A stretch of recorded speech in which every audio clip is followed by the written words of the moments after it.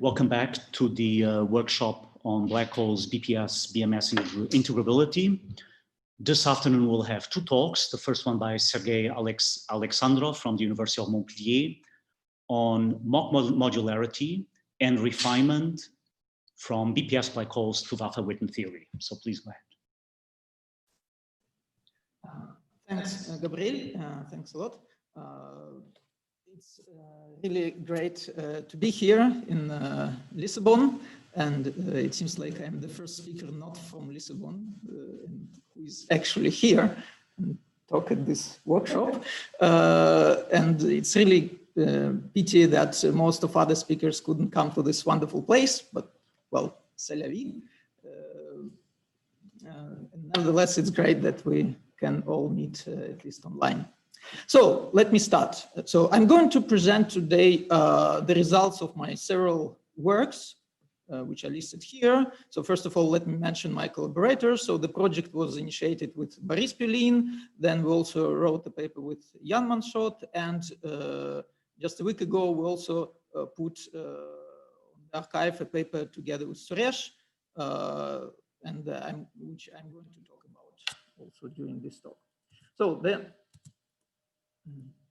the main object of my interest will be various BPS indices, which count the number of BPS states with theories with extended supersymmetry. Well, I hope everybody understands the importance. So here listed various incarnations of these indices. Well, they of course encode the degeneracies of black holes, the spectrum of supersymmetric gauge theories.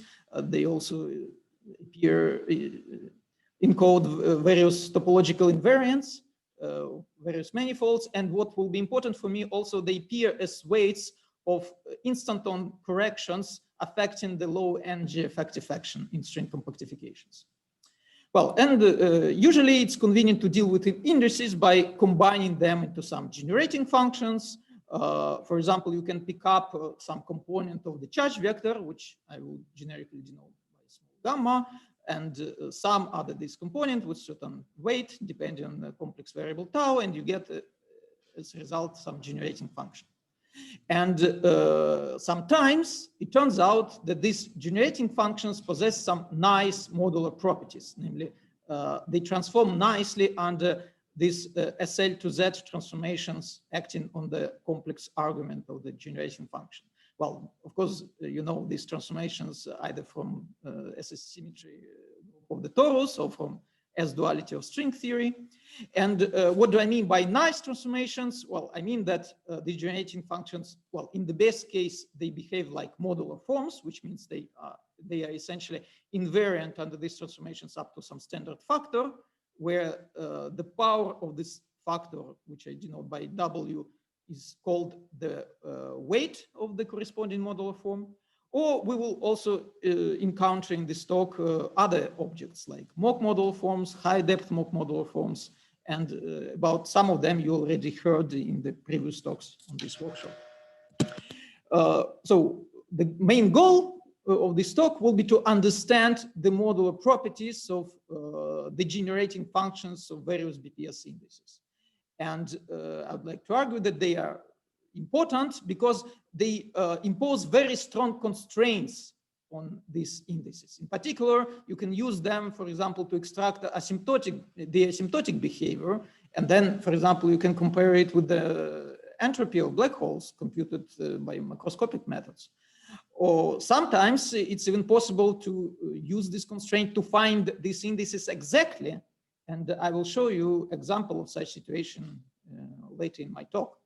And also, since they appear as weights of instanton corrections affecting geometry of the various modular spaces, so these modular properties can encode non-trivial properties of this quantum geometry.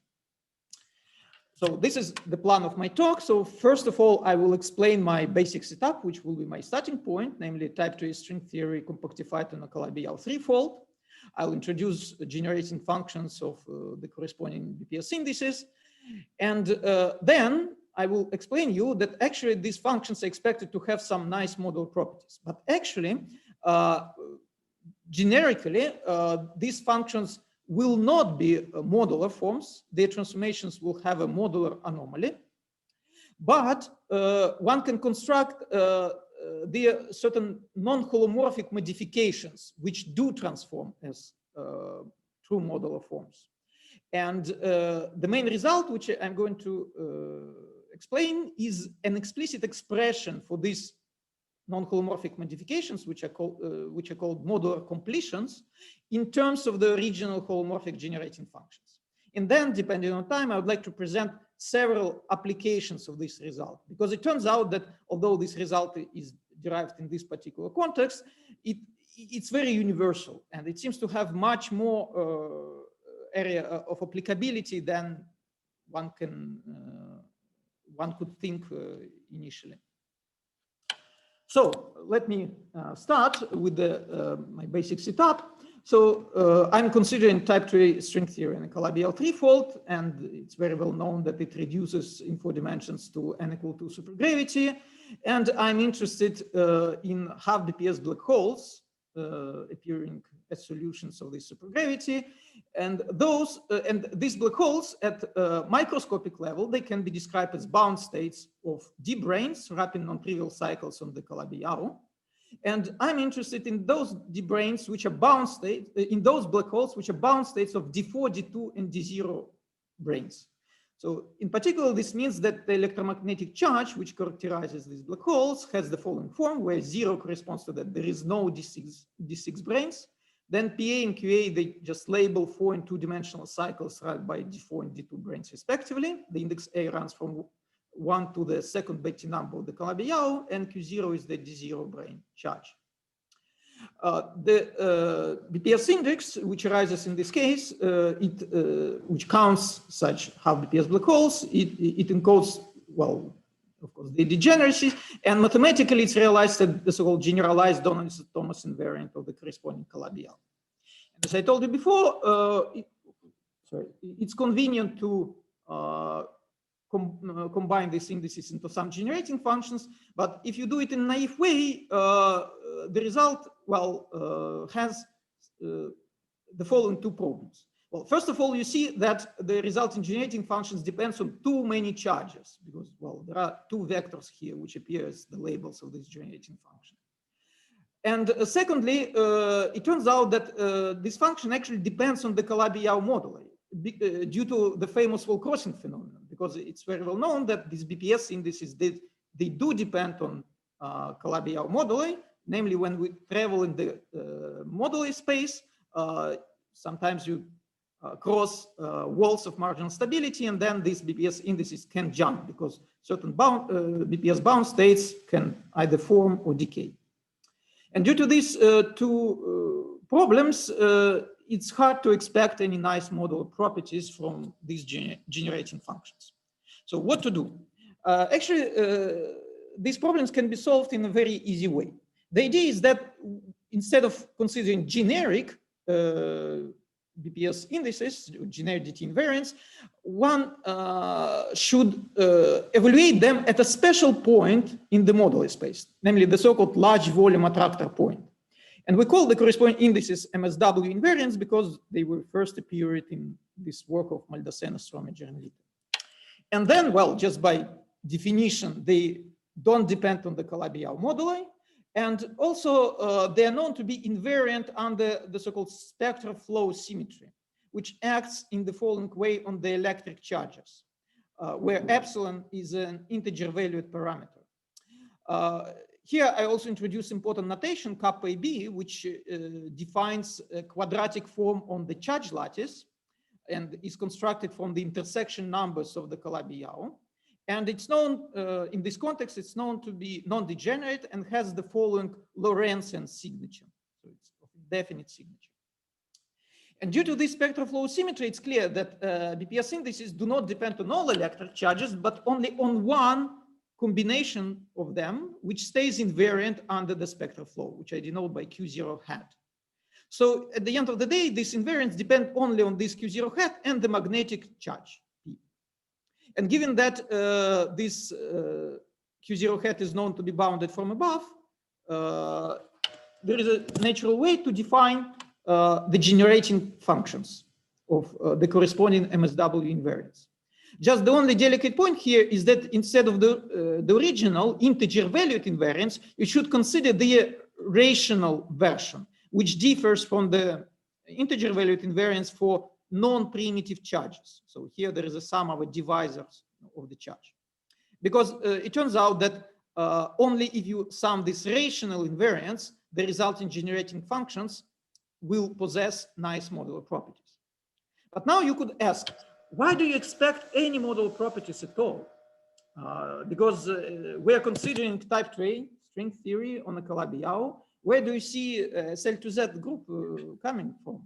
Sorry, Sergey, can I ask a question, please? Sure, sure. In the previous slide, is in the MSW paper, there is some conformal field theory and some kind of black string, right? Yes. So I just want to get the notation straight. So so is omega supposed to be some coefficient, so something related to that conformal field theory, or is it omega bar, or? I think they did not consider any non-primitive charges, Okay, so so for them omega. there is no difference. I see. So omega is supposed to be some kind of BPS state of a conformal field theory. Yes. So it should have some modular property according to that.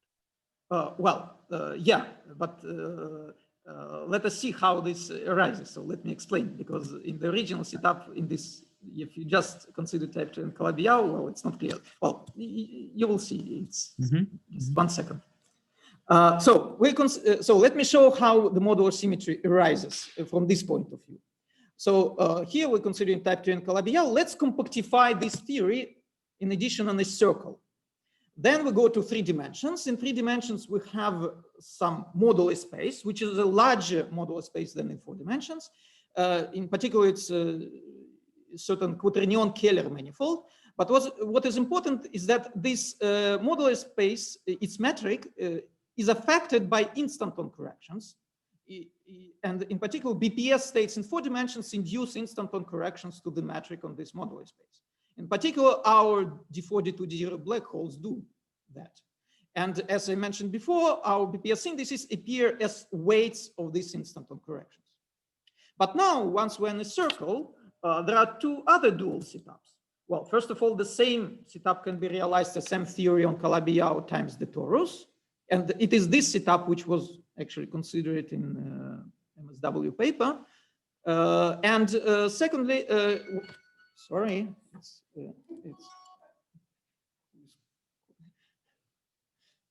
yeah, and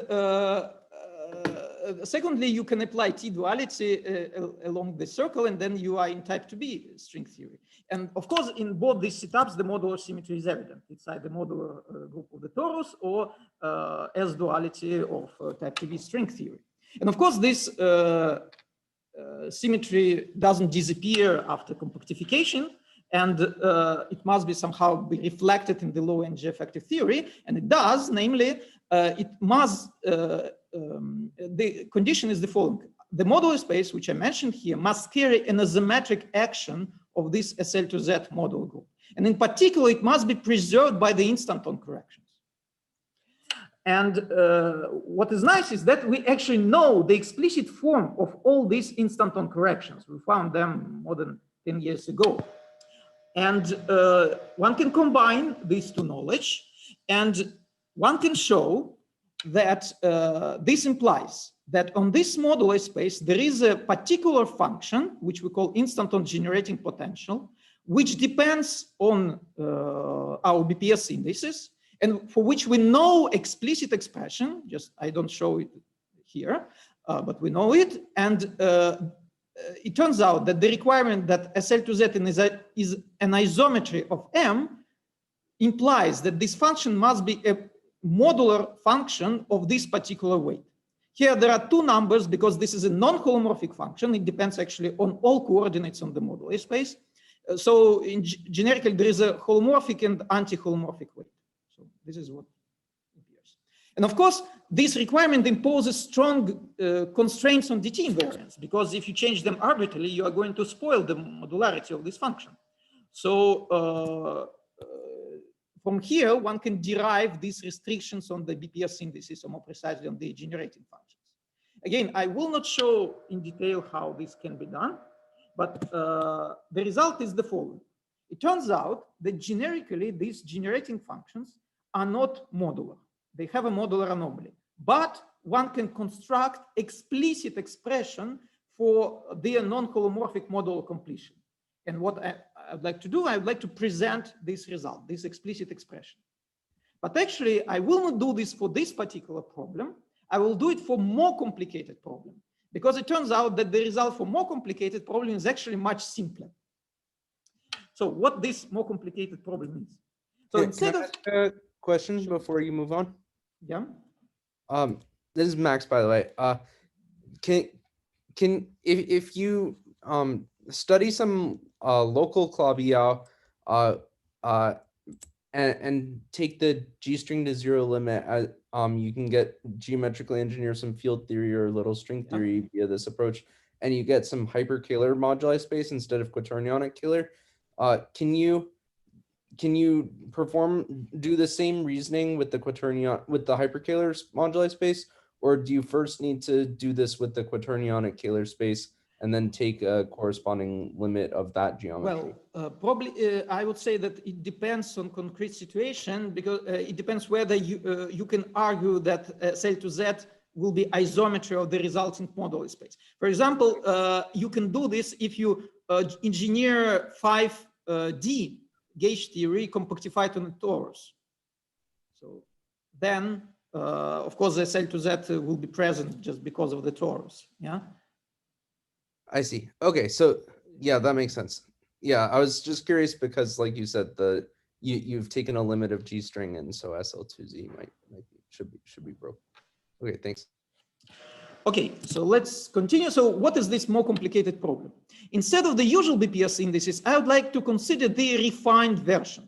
Namely, I introduce here, you see the refinement, certain parameter Y, which is called refinement parameter, and which is just conjugate to the angular momentum.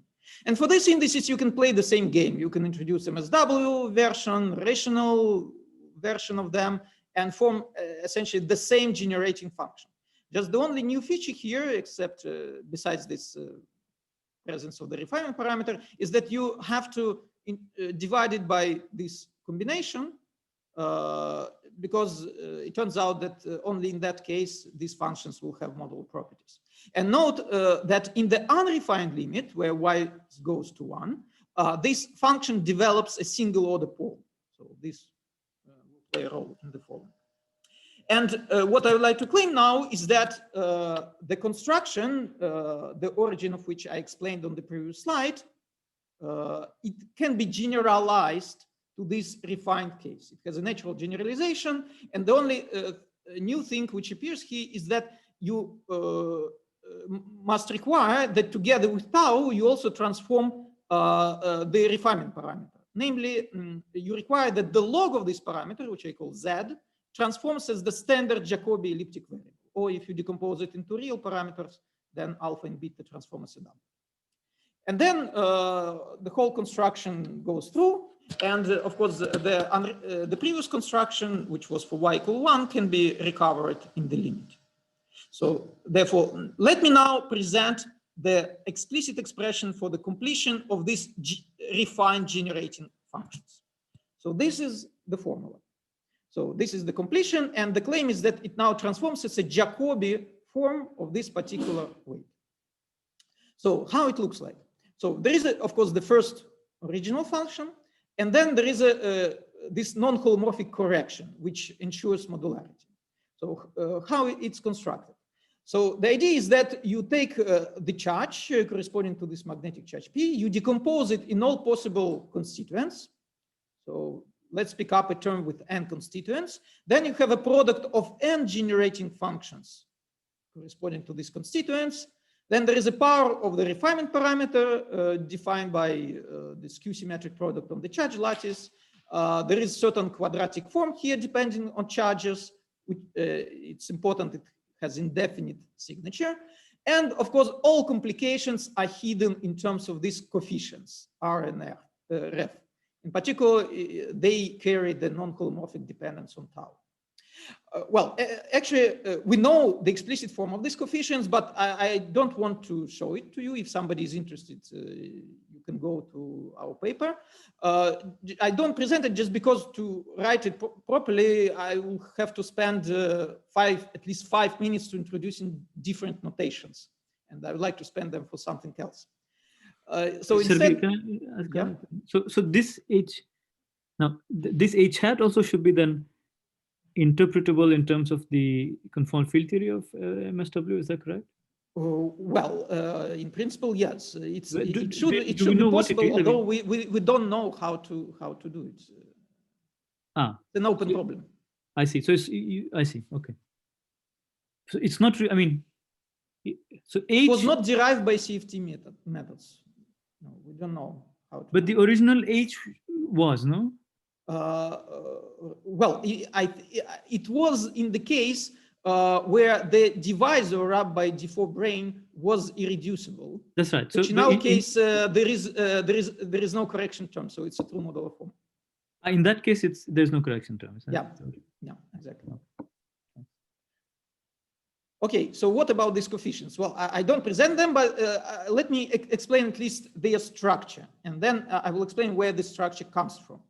So the structure is the following. So these coefficients, they're given by some other certain types of trees, which are some rooted trees of this form.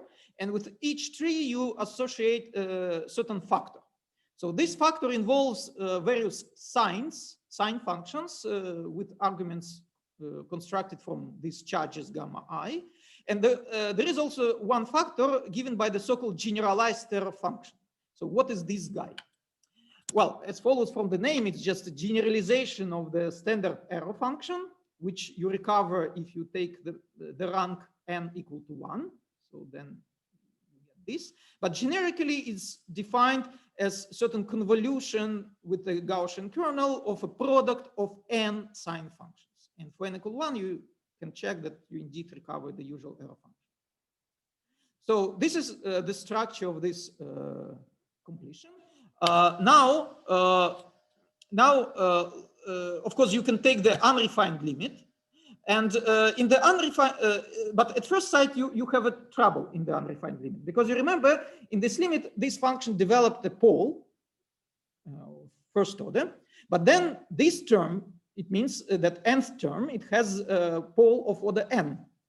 But of course, what happens is that the sum of the charges, you can show that it develops a zero of order n minus 1, so that all these, most of these poles cancel, only one remains, and the limit becomes well defined. And in the limit, you recover essentially the same formula, just the only difference will be when you cancel zeros against poles, well, to evaluate the limit, you have to apply L'Hopital's rule. So instead of usual generalized error functions, you will have sums of derivatives of them. So let me give you the simplest example where the coefficient for n equal 2. In the refined case, this coefficient is just the complementary error function with the argument constructed from charges. And in the unrefined case, you see it's given by two terms. One is the same error function, and the other is the exponential, which is, by the way, derivative of this error function. And of course, when you go to higher end, the structure becomes more and more complicated, but it's described by this sum of the trees. And again, we know explicit expressions both in the refined and unrefined cases. Now, let me explain why these strange generalized error functions appear. Where do they come from? So as you remember, my starting point was certain instanton generating potential. And one can show that it can be represented as the following infinite expansion. So you expand in the, well, roughly speaking, in the products of generating functions. And the coefficients are given by some huge and complicated theta series. What we know about this, well, we know the explicit form, but what is important for us, the quadratic form defining them has the following indefinite signature depending on n. And this function must be modular. So it's clear that the modular properties of H's are determined by the modular properties of theta series. And you can inspect these modular properties, and already for n equal 2, you observe that they are not modular. the model transformation has an anomaly, which means, of course, that H also cannot be modular. Otherwise, the whole combination would be anomalous. So what to do? Well, the idea is that you can rearrange this expansion. You reshuffle various terms so that you again get expansion in products of certain functions, which I now call H hat. But I reshuffle this expansion in such a way that the coefficients, new coefficients, which arise here, will be true modular theta series. And if I manage to do so, then it ensures that the functions which arise here, they will also be modular. And this is how we found these explicit expressions for the completions. What I would like to emphasize here, that this is really non-trivial, just that it's possible, it's non-trivial, because you see, these theta series, they depend on all coordinates on the modular space, scalar modular, B field, Ramon fields, everything. And it's really nice that you can do this reshuffling at the very low price, that you that the only dependence, new dependence, which arises here is only on tau bar, and the other coordinates don't propagate to these functions. But now the question to do this, we need to know how to construct modular completions of indefinite theta series, because you see this is the main step here. So let me explain this point. So first of all, let's consider just the usual theta series, which is given by sum over certain lattice with some quadratic expression in the exponential. And let's first of all assume that this quadratic form is positive definite. Well, then it's very well known that it provides an example of Jacobi modular form, which means that up to certain standard factors, which I don't write, it's essentially invariant under these transformations. Now the question, what happens if my quadratic form is of indefinite signature? Well, first of all, the corresponding object is just not well defined because this sum will diverge. But this problem can be easily cured if you just restrict the sum here to the certain wedge on the charge lattice where the quadratic form is positive definite. And you can do this by,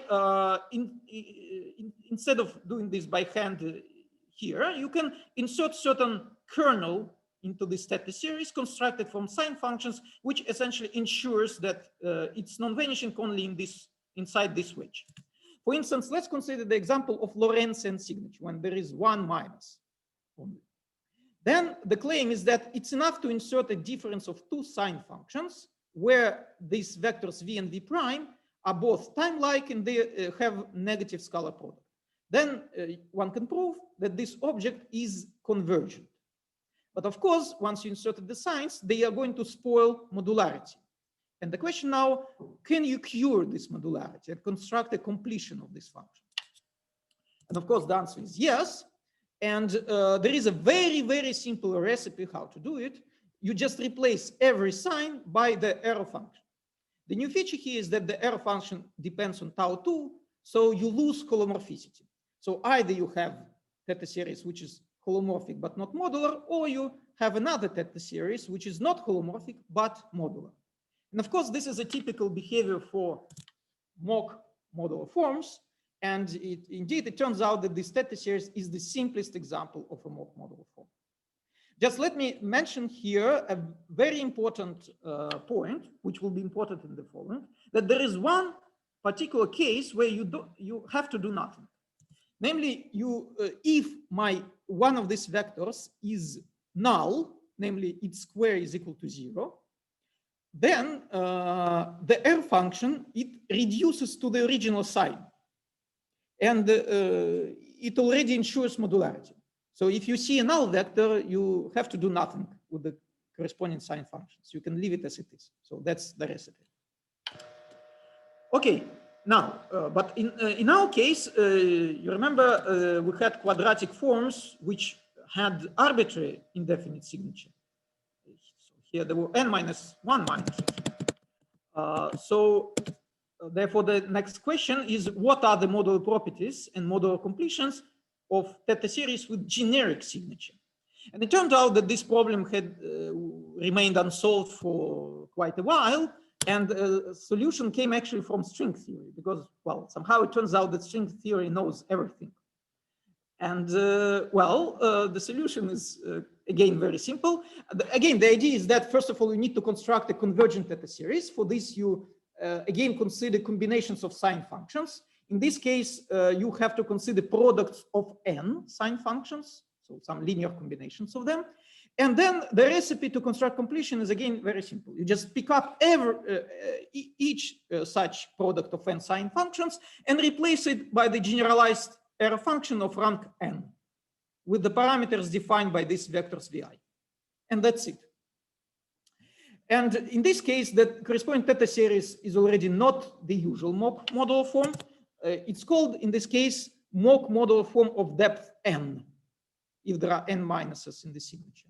And such objects, they are defined kind of recursively. So you can define them as holomorphic functions whose completions are constructed from integrals of mock modular forms of all lower depths. So something like that. So it's an iterative definition. And finally, let me mention here that since these generalized error functions also appeared in the construction of our completion of our generating functions of BPS indices, we can immediately claim that these generating functions, they're examples of high depth mock Jacobi forms. And the degree, the depth of the corresponding modular form depends on the degree of reducibility of the divisor wrapped by D4 branes. In particular, if our divisor is irreducible, as it was in the case of MSW in the paper, so we have depth 0, which means we have the usual modular form. Are there any questions? Because that's all what I wanted to say about our main result. And next, I would like to pass to its applications. If there are no questions, let me proceed. And so now I'd like to consider various applications or extensions of this result. And the first natural question which arises here, well, this result was derived in the context of n=2 compactifications. Can we extend it to theories with more supersymmetry, especially since almost everything is known about counting of BPS states in such theories? So it would be natural to compare the predictions of our result with what is already known. And this is what we did recently with Suresh. And the first thing towards this goal, one should realize that the BPS indices, which count one over R BPS states, in theory with n extended supersymmetry, they are all given by different quantities. So the appropriate definition is through the so-called helicity supertraces, where R is the representation of supersymmetry algebra. And you see they all differ by insertions of this angular momentum into the trace. And this angular momentum, its insertion allows to kill the fermionic zero modes which appear for supersymmetry multiplets. In particular, it's easy to show that the first helicity supertrace to which such states can contribute, namely they give non-vanishing contributions, is bk with this label k, defined in terms of n and r. And in the following, when you see k in my talk, it will always be, it's supposed to be given by this expression. And, but we're interested not in these helicity supertraces, we're actually interested in the indices counting these multiplets. But these indices are defined in terms of these helicity supertraces. Well, you should just factor out the center of mass contribution. And the idea is that you should just divide by the this index evaluated on one such multiplet. So here RK denotes representation of supersymmetry constructed from 2k fermions. Well, this is the formula, and you see these are all different quantities, but it's very nice that all of them can actually be combined into a single function, the so-called helicity generating function. So to extract the original indices, you just take the appropriate number of derivatives and put y = 1. So this is generating functions of all these guys. And well, already from the definition, you see that it must be closely related to our refined BPS index, which I was talking about. And indeed, again, what you should do, you should just factor out the center of mass contribution. The only thing to guess here is which multiplet should be substituted in the denominator. But remember, by definition, our refined index was such that at y=1, it reduced to the index counting half BPS states in theory with n=2 supersymmetry. And this is why I put here the corresponding supersymmetry representation. Then I compute, and this is what I get. And combining all these equations, it's immediate to show that there is a very simple formula which allows to express all these indices, counting all these multiplets, in terms of this single refined index. And you can easily understand the number of derivatives which you should take here. The point is that this Helicity generating function, it has if you evaluate this on such multiplet, it has a 0 for the k at y=1. So, but you are interested in the non-vanishing result. So you must kill all these zeros. So 2 zeros are killed by this denominator, and then you take just k-2 derivatives to kill all the remaining zeros. So that's the idea. So you see that this refined index can be defined in principle in any theory with any number of supersymmetries, and therefore it's natural to extend the results which we found for n=2 to this generic situation. Well, and we just do this by conjecturing that essentially exactly the same results hold. Namely, we say that the generating functions of this refined index are, again, Mock-Jacobi forms of this particular weight, and they're given by essentially the same expressions which I showed you before. Actually, here I will be interested not in the completions themselves, but instead in the holomorphic anomaly equations which they satisfy. And here I wrote such an holomorphic anomaly equation. Well, I just wrote it. It's a kind of rewriting of the previous equation, which was for the completion. Just here I put this factor so that you remember this guy had a single order poles at y=1. So now this left-hand side has a well-defined limit as y goes to 1. And also here, instead of writing generating functions, I wrote explicitly indices. And then these coefficients here also, they have well-defined y goes to 1 limit. So they don't become 0, don't become infinity. They reduce to some finite and well-defined functions.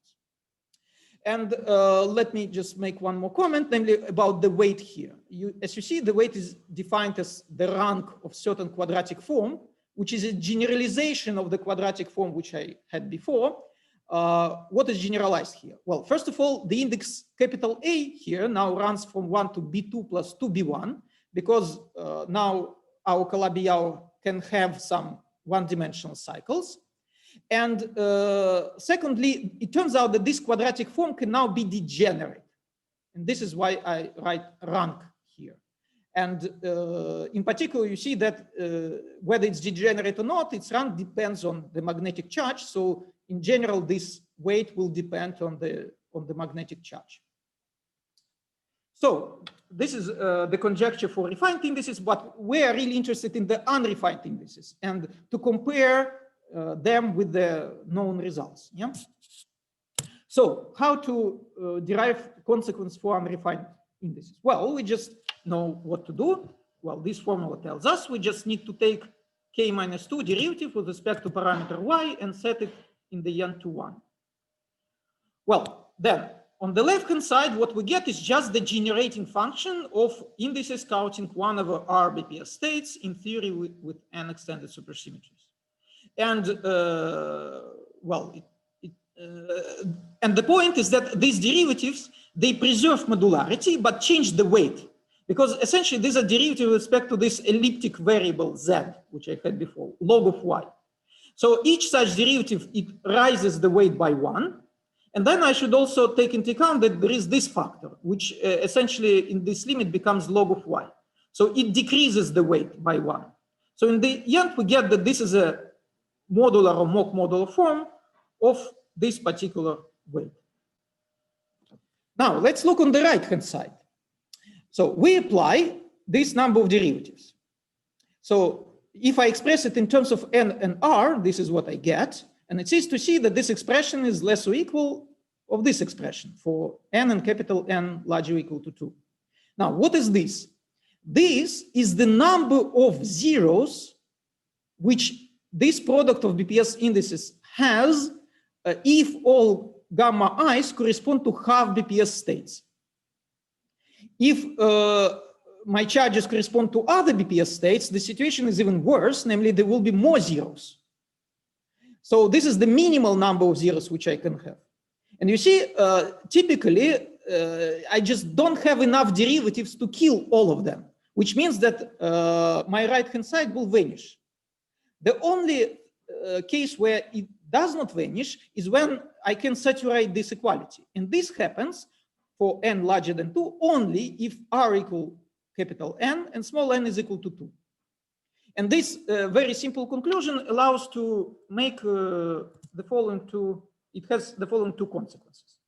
First of all, for all r less than n, the right-hand side just vanishes identically, which means that my generating functions will not be mock modular, they will be just the usual modular forms, because I don't need to construct any completion. The original holomorphic function is already modular. Now, the only case where there is mock modularity is when I count 1 over n BPS states. And the only non-vanishing contribution to the right-hand side, to the anomaly, comes from the bound states of 2 half BPS states. This corresponds to this n equal 2. And people working with n equal 4 already can see many similarities to what they know. Yeah.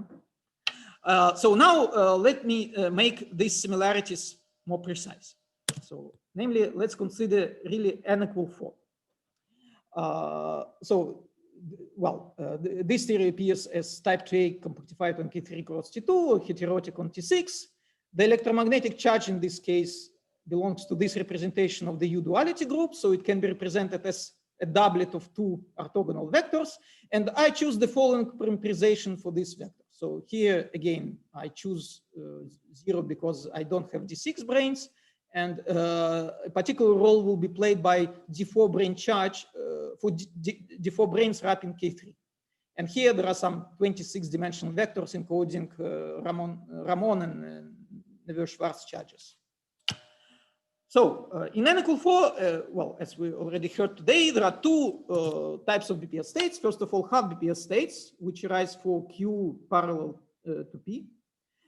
This condition can be easily ensured if you choose Q flat and P alpha vanishing. And then, well, as we know from the previous slide, the generating function, there is no anomaly, so the generating function is modular. And to compute its weight, well, we just use the formula shown again on the previous slide. We substitute k equal 4, which means that we must, these states are counted by 4th Helisty supertrace. In this case, in this K3 compactifications, the index capital A runs from 1 to 27. But it turns out that for this particular magnetic charge with P alpha vanishing, there is one degenerate direction in the quadratic form. So its rank is not 27, but 26. You substitute this data in that formula and you find the weight minus 12. And there is only one function with the appropriate modular properties, which is the power, this power of the Dedekind theta function, which you already saw today a lot. So you see, we are able to reproduce this simple result. But we can do better also for quarter BPS states. So here again, we reproduce the correct weight. So in this case, we should substitute k equal 6 and rank equal 27. But again, we can do better. We can actually try to look at the holomorphic anomaly equation. So for this, let's first impose the following restrictions on the magnetic charge.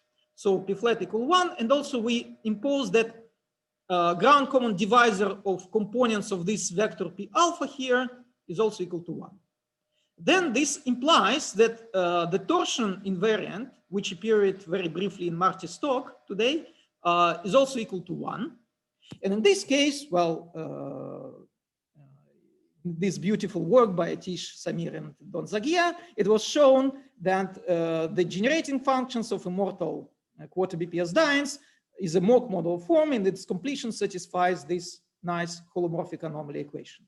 And what I would like to claim that if you start from our holomorphic equation, you substitute all data, you reproduce exactly the same equation, well, really exactly, including all numerical coefficients. So it works really very nicely. But again, we can do better. We can actually generalize this result. So we can drop this condition on the ground common divisor of P alpha and consider more general generating functions. And they're more general because they will include contributions of various values of the torsion. And then one can derive the following nice holomorphic anomaly equation, where I denoted by AM just the right-hand side of this holomorphic anomaly equation. So you see the equation is very nice. And I would like to emphasize the following point, that in principle, you could consider, it's natural thing to do, you can consider just generating functions of these dynes with a fixed torsion.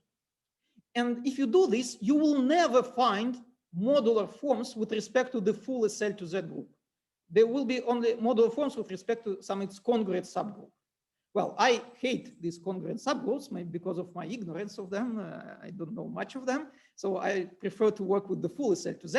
And it turns out that our formalism, it tells you automatically which combinations of different torsions you must take into account to get generating functions, which is a modular with respect to full SL to Z. So are there any questions? Because that's all what I wanted to say about n equal 4. So, if not, then let me proceed to another application of, yeah? Yes. Is SL2Z here special, or can you try to build, can you use your same arguments that led you to get a mock modular form because of the SL2Z action on the moduli space? Can you use the full duality group to get a more interesting automorphic form? No, unfortunately, we don't know how to get this nice Igusa cusp form from this argument, this type of argument. Unfortunately, we don't know. Well, because, the modular space which arises in n equal 4 is kind of trivial, well, comparing to n equal 2, at least. So it doesn't receive instanton corrections. May I comment on this? Yeah, of course, the moduli space doesn't receive corrections, but you can look at higher derivative corrections like d square f to the 4, and then the same philosophy will produce some generating function of Dion degeneracies, which is invariant under the full U duality group. So it's much bigger than SL2Z in this case. It's SO824. Right? Sergey, can I ask a question? Sure. So can you just clarify the weights of the modular forms in question? So at various points in the talk so far, you had slightly different things. At one point, you had -½ -3½ another point you had -B2 -1, and here it's like -12 or something. Like, can you just put all of these things together? Okay, so in the original n equal 2 picture, Yeah. the modular weight of the refined generating function was -½ B2. Okay. Okay. Then if you go to unrefined limit, comma, just holomorphic even. Comma what? Yeah, is everything. The weight is here is always holomorphic for these generating functions, because you start from generating function which is holomorphic. So the I see. So this -½ -3½ picture is not connected to this. What do you mean by -3? The weight for this instanton generating potential. So in the beginning, you had another thing, and also more, and then I have this -3½ -½ type of thing. So yeah, it's the non-holomorphic quantity which has the weight and which has a non-holomorphic weight, like in our case, but it is constructed from generating functions and from non-holomorphic theta series. You see? Good. And so therefore, this non-holomorphic theta series. You're now looking at kind of the theta coefficients, and those have okay -B2 over 2. Yeah. So there is also tau2 sitting somewhere. So this produces the non-holomorphic. Okay. So again, again, I try to recapitulate. So the weight for refined generating function was -½ B2. Then if you go to unrefined limit, you get additional -1. Then here, the weight for the refined case is this minus half of rank. Yeah. If it's maximal, you get B2 plus 2B1. Right. Then in the unrefined case, you get this. Yeah, K minus 3 minus half of rank. Sorry, and K is what? K is K, that, okay. K is that combination of R and N. Yeah. And this is how we get this minus 12 and minus 21 half. Yeah. Okay. And minus 21 half is correct because this guy has minus 10, and then there is theta series. Which... Okay, thank you. So sorry. So this, excuse me. So if you include the theta series, does that have an like the mock Jacobi form? Does that have a direct interpretation in the n equal to this object? You mean? Generic... I guess it's only a generating function in what you said. There's still not a CFT interpretation, right? Okay, all right, thanks. Yeah. Yeah. There are various ways to include theta function, theta series, to add theta series, and you get different objects doing this. Yeah. Okay. So there is a way to get partition function, this instanton generating potential. So it depends what you want. Right. Okay. Okay, now let me pass to another subject, namely Waffe-Witten theory. Let's return to the n equal 2 setup where we had our Calabi-Yau threefold, and let's choose it to be an elliptic fibration of a certain projective surface. And then let's take the limit where this elliptic fiber becomes large. So then, of course, in this limit, you get some non-compact Calabi-Yau. And it turned out that mathematicians show it that for these local Calabi-Yaus, the DT invariants coincide with the Waffe-Witten invariants for topologically twisted super-Young mills on this surface, namely for gauge group UN.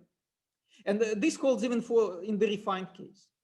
So this suggests that we can use our result to learn something about modularity of Waffe-Witten invariants.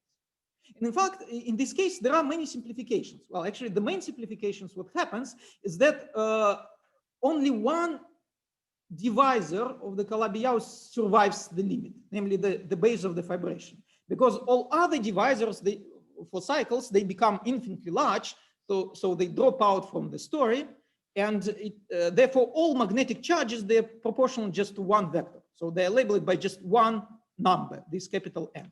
And this capital N has simple interpretation, where in our case, it's degree of reducibility of our divisor. And in the Waffe-Witten theory, it's just the rank of the gauge group. Well, it's clear because you have n d4 branes wrapping the same cycle. And of course, the world volume theory, in this case, will involve UN gauge group. And we claim that our formula for the completion, well, it just provides for all surfaces satisfying these simple conditions, it provides modular completions of generating functions of refined Waffe-Witten invariants for the gauge group UN, if you take this magnetic charge vector here. Just the only additional thing here is that you remember that our indices were evaluated at the attractor point, which means that we should also fix the Keller modulo of this surface. Namely, the Keller form should be equal to the minus canonical class, because this is the so-called canonical polarization, which precisely corresponds to the attractor chamber in the supergravity. Probably you will hear more about this in the next talk. And actually, the constructing modular completions in Waffe-Witten theory is not so trivial problem. Even for simple surface like P2, it was done only for n equal 2 and n equal 3. Of course, we checked our results against these ones, and they perfectly coincided. And here, you see, we claim that we have a result for all n, and well, all surfaces of this type. So it's very strong.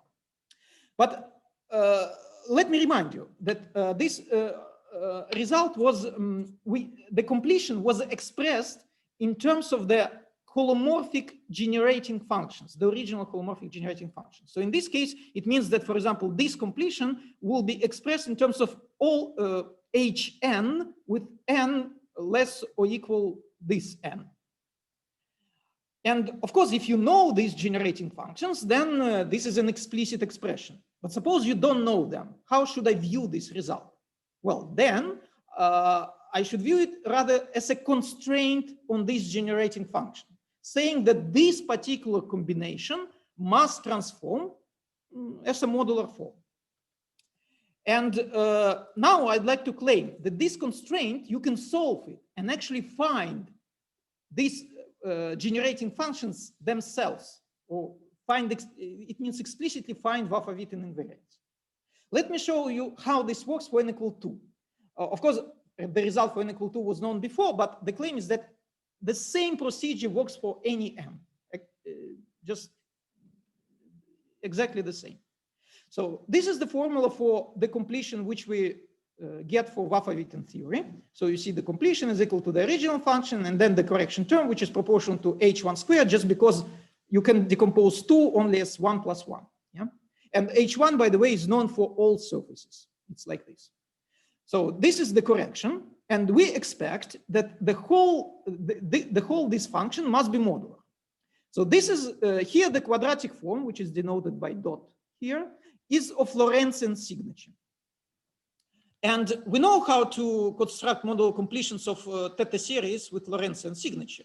Well, we learned it, the kernel must be difference of 2 error functions. So one error function I already have, so I should get somewhere the second. But it's impossible because look, this error function is non-holomorphic. And the thing which I can tune here is only a holomorphic function. So what does it mean? There is no way to solve this problem? Well, fortunately there is. You remember I mentioned that if my vector v is null, the error function reduces to the original sign. And the sign is holomorphic. So I can recover it from this h. And so then the idea is just let me take h to be this theta series where the first term cancels this sign, this term adds this sign, and I'm done. Then the whole combination will be modular. But here an ambiguity arises. Namely, I can add any function which is both holomorphic and modular. Although this is very restrictive, but still I can do this. So now the question, can I fix it, this ambiguity? And again, I can. For this, I should recall that my function should have a well-defined, unrefined limit when y goes to 1. And in this limit, it must have a single order pole. Or in other words, this combination must have a 0 at y equal plus or minus 1. But if, yeah? Sergey, may I ask a question? Sorry. The choice of your null vector, V0, is this I forget, is this a new data in the problem, or how do you go about picking that? Yeah, it's new data, and I will discuss it on the next slide. Okay. So at this point, just I have some null vector, and the whole construction works for this fixed null vector. The claim is that this function should have a 0. But now, if I inspect this theta series, it turns out it has a pole. So what should I do? It means that I should cancel this pole and also the constant term by appropriately choosing this capital H2. And it turns out that this completely fixes this function. And I can perform this procedure for all Hirzebruch and Del Pezzo surfaces, and this is what I find. Well, more precisely, this is result for Hirzebruch, and for Del Pezzo, there is some simple additional factor, which I don't write. And now I'd like to claim that exactly the same procedure works for any rank for all Del Pezzo and Hirzebruch surfaces. So at the end of the day, I find explicit expressions for all generating functions of refined Waffa-Witten invariants and also for their completions. And they're really explicit. Again, if somebody is interested, please go to my papers.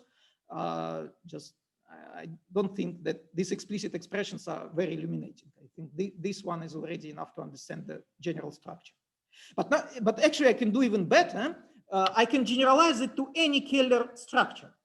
The idea is that these generating functions are theta series constructed from such kind of signs. So and there will be signs involving this null vector and another signs involving this canonical class. So to generalize to arbitrary Keller form, just replace this canonical class by -j, and that's it. So you see the construction is this construction is very explicit and quite generic. In fact, it's relied just on two things. First of all, I should have a unimodular lattice. And second, I must have a null vector, of course. And what is important, this mass vector must belong to the lattice. It's important for convergence. Otherwise, I will have big troubles. But still, now, well, precisely, I can ask the following questions. What if, what Gabriel asked, what if I have several null vectors? What happened in this case? Well, I should distinguish two situations now. If my two null vectors satisfy the following conditions, two conditions, then one can show that they generate the same generating functions. And of course, there is a reason for this very non-trivial equality, by the way. And the reason is that this is a manifestation of the so-called fiber-based duality. To understand it, let's consider the simplest example of Hirzebruch surface F0, which is just P1 cross P1. Well, it's clear it's a fibration, but where it doesn't matter what you choose as a fiber, what as a base. And it turns out that exchanging these two P1s is precisely the same as exchanging the two null vectors. But there are more non-trivial examples where this duality is much, much more non-trivial. Now, the next situation is when these equalities are not satisfied. Well, then I do have different generating functions. Of course, only one of them gives correct Vafa-Witten invariance. Which one I can easily find by comparing with the known results for n equal 2, for example. So this uniquely fixes my null vector, but still I have the second null vector, or maybe even more null vectors. So the simplest case where it happens is Hirzebruch surface F1.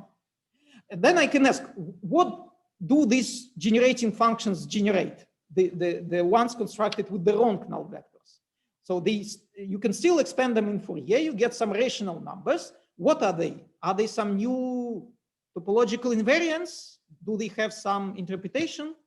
I don't know. So this is, I think, a very interesting open problem to consider. So what are they? And finally, there is a third situation where just I don't have any null vectors inside my lattice. So, and this actually happens for P2, because for P2, the lattice is one-dimensional. You cannot have null vectors in one dimensions. So what to do in this case? It turns out that there is a way to avoid this problem. You kind of multiply the original equation by some theta series, you do some manipulations. So effectively, there is a way to construct, there is a way to make that the construction still goes through. And actually it provides a realization of the so-called blow-up formula. So this is a formula which relates generating functions on one surface to the generating functions on its blow-up. And it turns out that this construction works very nice. And in particular, one can derive all, again, very explicit results for all ranks for P2 in this way. And by the way, the blow-up formula which arises in this case, even, well, somewhat improved version of the standard blow-up formula. But sorry, I don't have time to discuss what is really the improvement. Well, this is all what I wanted to say about Vafa-Witten. And if I have a couple more minutes, maybe I can briefly mention other two applications of our construction of the modular completion.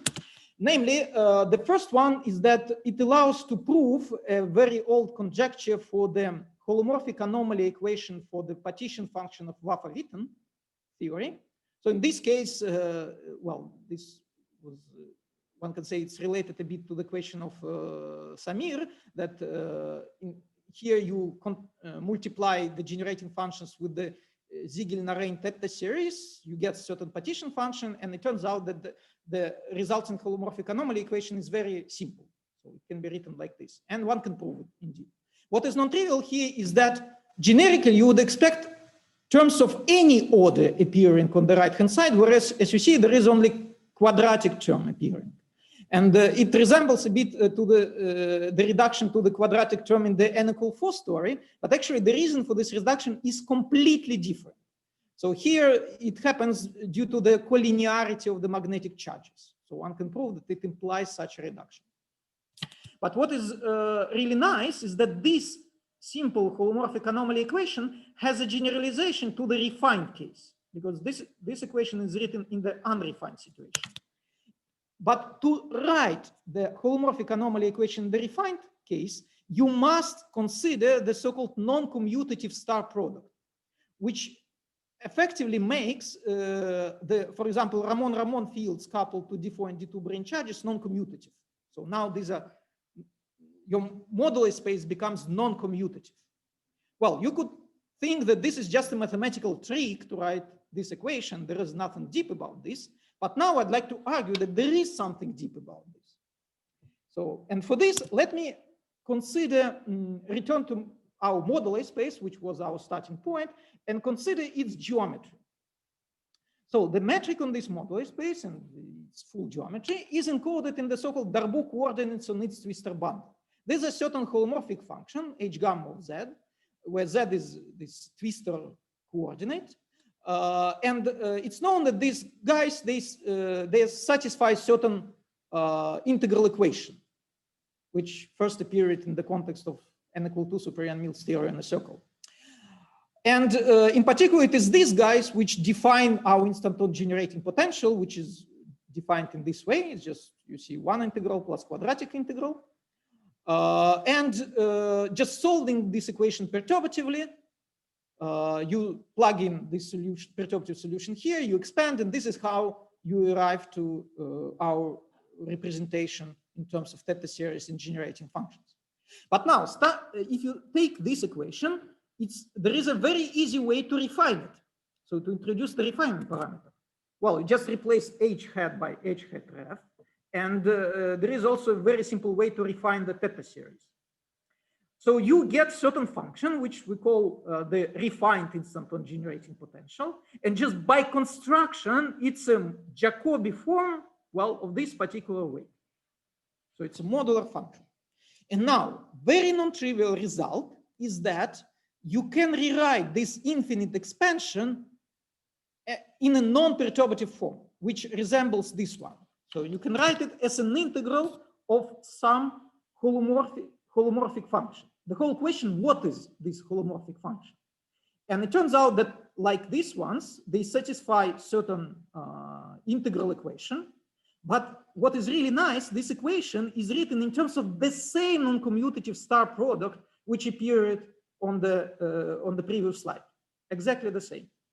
And you see, one can say that this equation, it provides a non-commutative version of this one, although it looks very different. And to be fair, we don't understand its origin. There are many mysteries about this. We don't even understand how to take the unrefined limit of this equation. But nevertheless, it shows that indeed refinement effectively quantizes our moduli space. And what is really nice, it does it consistently with S duality. So I'm already over my time quite a while. So let me just conclude. So the main result which I showed you is an explicit form for modular completions of generating functions of refined DT invariance. Which implies that the generating functions are high depth mock model forms. And this result has many interesting applications and goes much beyond the original story. Of course, there are many interesting open questions. Let me mention just a couple of them.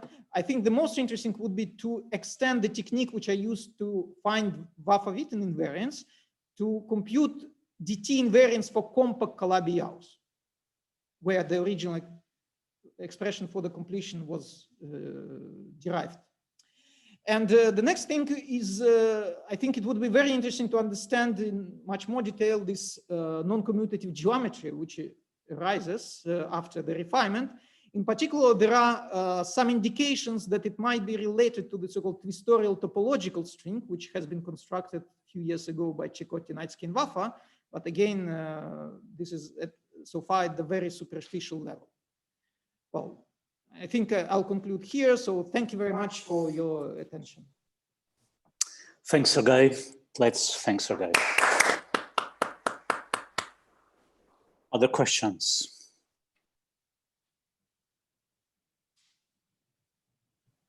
I have a question, Sergei. If you go back to to the generating function for the instantons you had there. Yes, yeah. Go forward. Yeah, this one here, the instanton. So here you have an infinite series of modular objects. Do you know what the convergence properties of this sum are? Is this convergent? Is this well behaved, well defined? It's not. So there's something missing. To be fair, we didn't investigate this problem, the sum over n. I would expect it must be convergent because we started, our starting point was something well defined, which doesn't have this expansion. So this expansion appears only when we try to solve this equation perturbatively. Yeah, so but that's the point. So if these Darboux coordinates exist non-perturbatively, and they do exist, then this function must be well defined. But we didn't investigate already the resulting theta series to check whether it works or not. Any other questions? I mean, the sum over black hole charges is divergent, is asymptotic, because the omegas diverge exponentially. This is another sum. Well, it's the sum in the first term in your Aristotle potential. You know, you have the sum over gamma.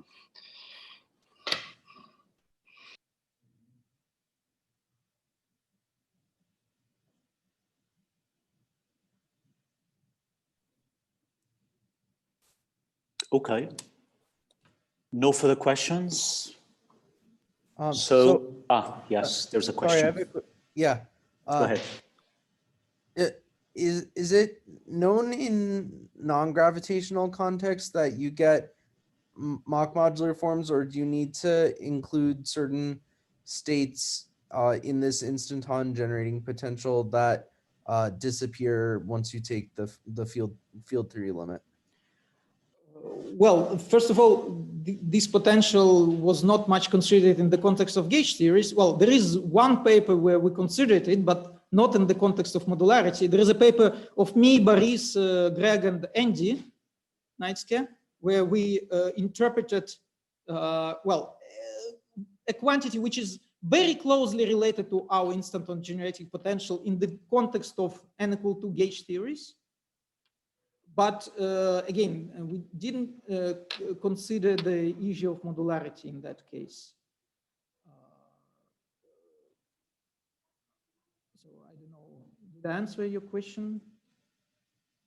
But generically, the Mach modularity does appear in the, in gauge theory context also. You can take probably, Waffa-Witten theory is non-gravitational. Yeah, and also Donaldson-Witten theory. There's also Mach modularity appearing there. Yeah, I was just curious if it was known how to assemble BPS states of field theories into some Mach modular generating functions. Well, at least in this topological context, like Waffa-Witten and Donaldson-Witten, this is known. The other cases, again, it depends on the presence of a cell to Z. So if it's cell to Z, you do have a cell to Z in your theory somehow. For example, you compactify on the torus, then of course everything must be organizable in terms of modular objects.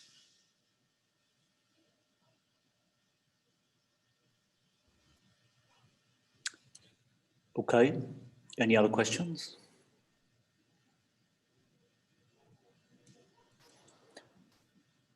All right, thanks Sergey again. Thanks very much.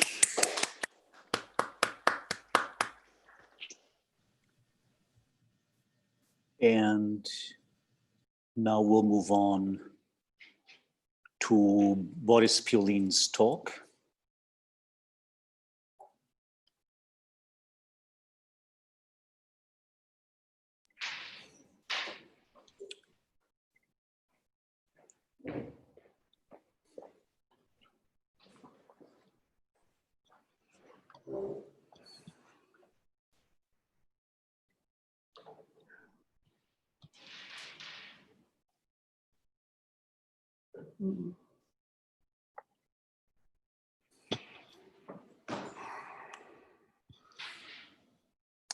All right, so the next speaker is Boris Piolin from CNRS Paris, and Boris will tell us all about BPS indices, Vafa-Whitney invariants, and quivers. Please go ahead. Okay, so thanks a lot. It's great to be in Lisbon physically. It's a pity that many of you could not come. I guess that is life in our AC era. Anyway, we're having a great time here, and it's also great to interact with you over Zoom. So my talk will be based on this recent paper with Guillaume Beaujard and Yann Manschot. So Guillaume Beaujard is my student in Paris. And this will also be based on some earlier work with Sergey and Ashok, which we will rely on. So the main topic is to try and do precision counting of BPS black holes in n equal to 2 string vacua. So hasn't this topic been beaten to death already? So almost 25 years after Schrödinger-Vafa, this issue of counting BPS black holes continues to haunt us, at least a few of us. And one reason is that they lie at the intersection of deep questions in quantum gravity and in mathematics. And well, in n equal to 4, of course, the story has been very understood to a great level of detail, and has beautiful relations to mathematics of modular forms, automorphic forms, and so on. But in contrast, in n equals to 2 string vacua, we don't know the exact number of BPS microstates for most charges, gamma electromagnetic charges, except for very special ones. For example, the D6, D0 brains on any Calabi-Yau. So part of the reason, of course, is that this BPS index, which I denote by omega of gamma, also depends on the model IT of the Calabi-Yau in a very intricate way, due to Wall-crossing phenomena associated to BPS bound states, in the case of n equals to 2, having arbitrary number of constituents. And the second complication is that the model I space itself receives quantum corrections, unlike in n equals to 4, where it was a symmetric space with the action of some automorphic or automorphic group. So in particular, I think one should not expect that these BPS indices are Fourier coefficients of a God-given Siegel modular form, as is the case for n equals to 4 string vacua, though maybe you could devise some very special cases where that's true. But we do, however, expect there will be some remnant of modularity. And this was, of course, the topic of Sergey's previous talk, where if we focus on D4, D2, D0 black holes in type 2 strings on Calabi-Yau, was understood back in MSW and many other works that the generating function of BPS indices for such black holes should have some modular properties, essentially because you can view it as the elliptic genus of some superconformal field theory coming from some N5 brane wrapped on the 4 cycle. And therefore, SL2Z should be there. But as Sergey has explained in his previous talk, this will typically be broken to, this invariance will be anomalous. You will have some mock modular properties, which are nevertheless very constraining. On the math side, on the other hand, these invariants are very interesting and still mysterious. So they have a precise definition as the so-called generalized DT invariants. They are morally the Euler number of the moduli space of stable covariant sheaves on the Calabi-Yau. But well, this is only morally. There are many issues, many subtle issues to define them, and there are no general techniques to compute them. And in addition, the mathematical origin of mock modularity is still mysterious. So whatever light we can shed on this mathematical problem can be very valuable. So computing this invariance is very hard on compact Calabi-Yau threefolds, but in this talk I will argue that if you consider non-compact Calabi-Yaus, namely the total space of the canonical bundle over some surface S, then there are techniques which you can use to compute this invariance efficiently. Well, first of all, you can relate this invariance of the Calabi-Yau threefold to invariance of the surface S related to the category of stable covariant sheaves on F. And physically, these invariants get identified with the Vafa-Witten invariants of S that are computed by topologically twisted n equals to 4 super Yang mirrors. So this, of course, this gives a different point of view on the reason why these invariants generating functions should be modular. You can trace this modularity to the electromagnetic S duality of n equal to 4 super Yang mirrors.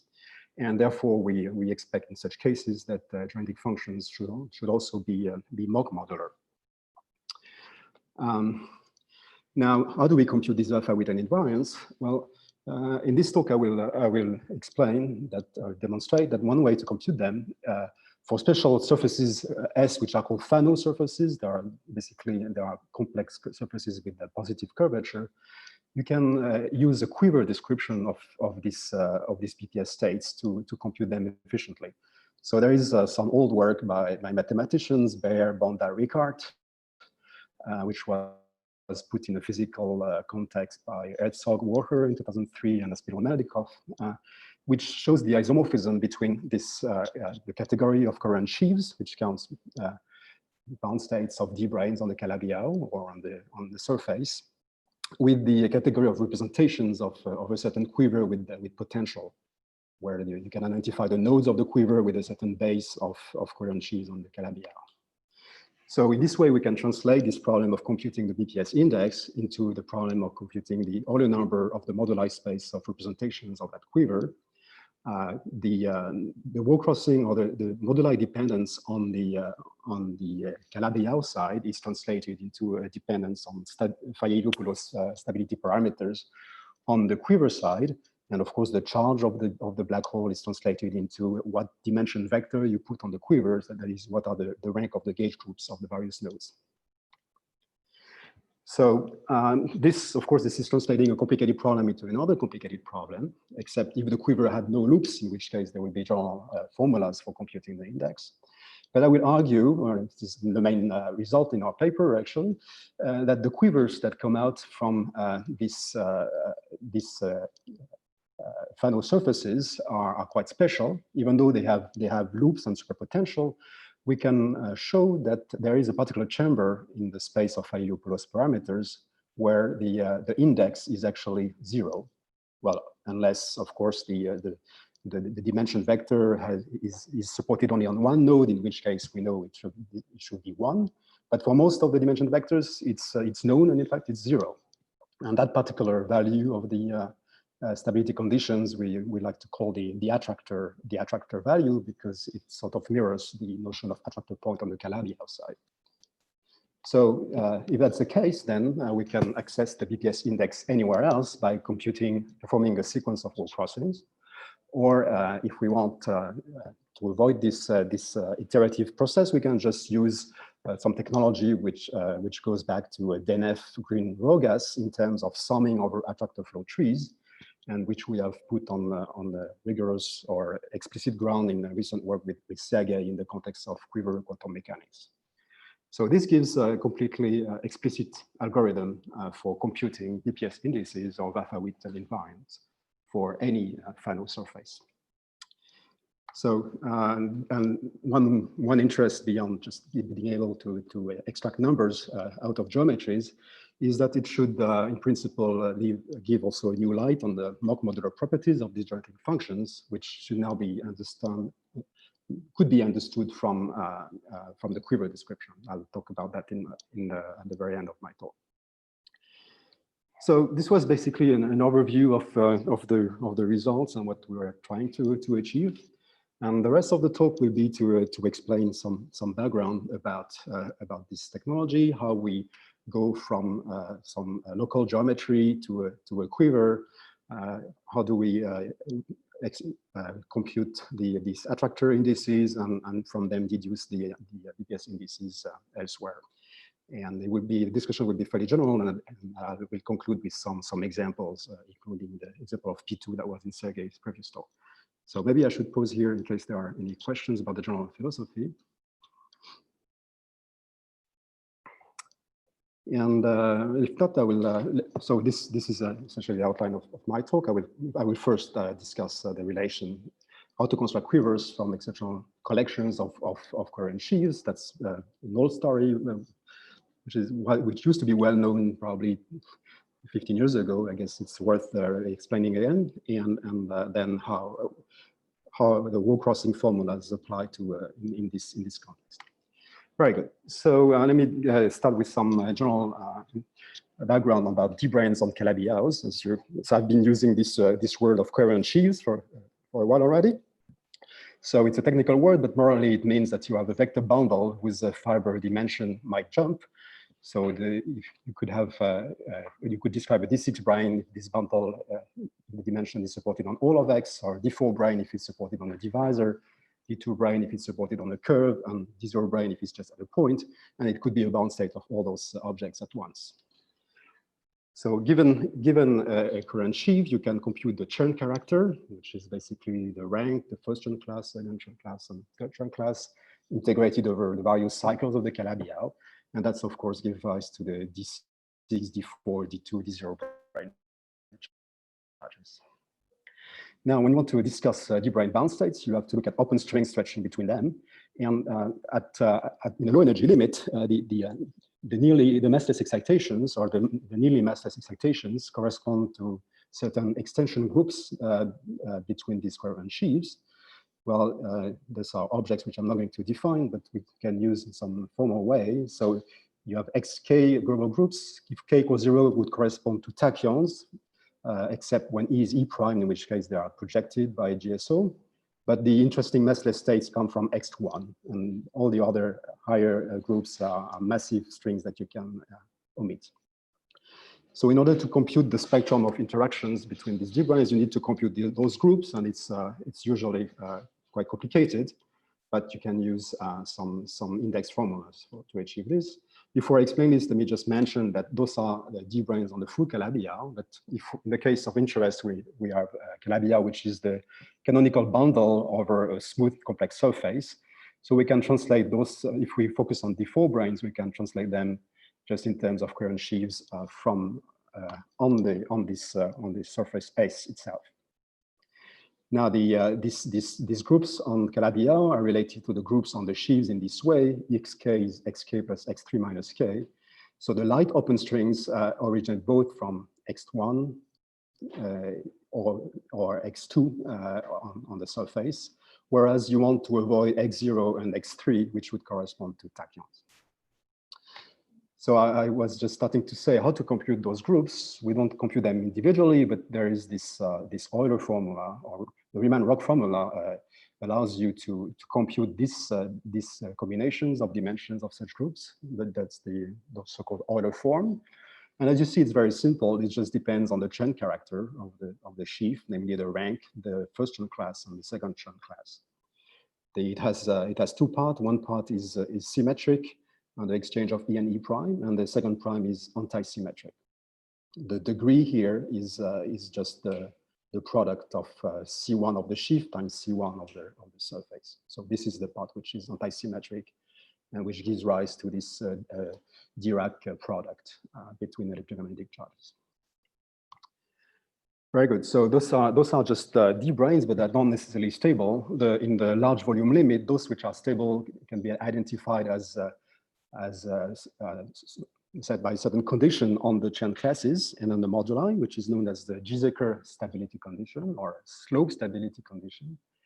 So that's a bit technical, but if you just define the slope of a sheaf or D-brane as the product of the first Chern class times the Kähler form divided by the rank, the requirement is that for all subsheaves, the slope should be strictly smaller. That's the so-called slope stability condition.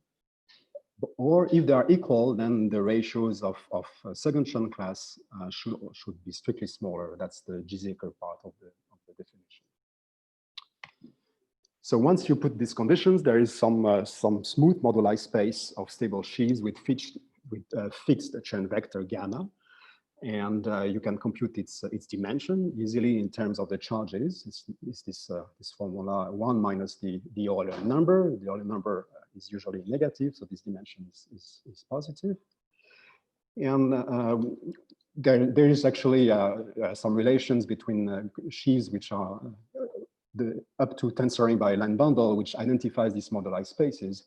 So you can restrict the first-term class to be basically between 0 and n-1, where n is the rank, since you can perform this transformation, which would shift also the instanton number while keeping the rank fixed. So that's the notion of spectral flow, which also was present in the Sergei's talks. Okay, so now how do we construct the quiver? Well, we have to pick some elementary objects, and these elementary objects are exceptional sheaves.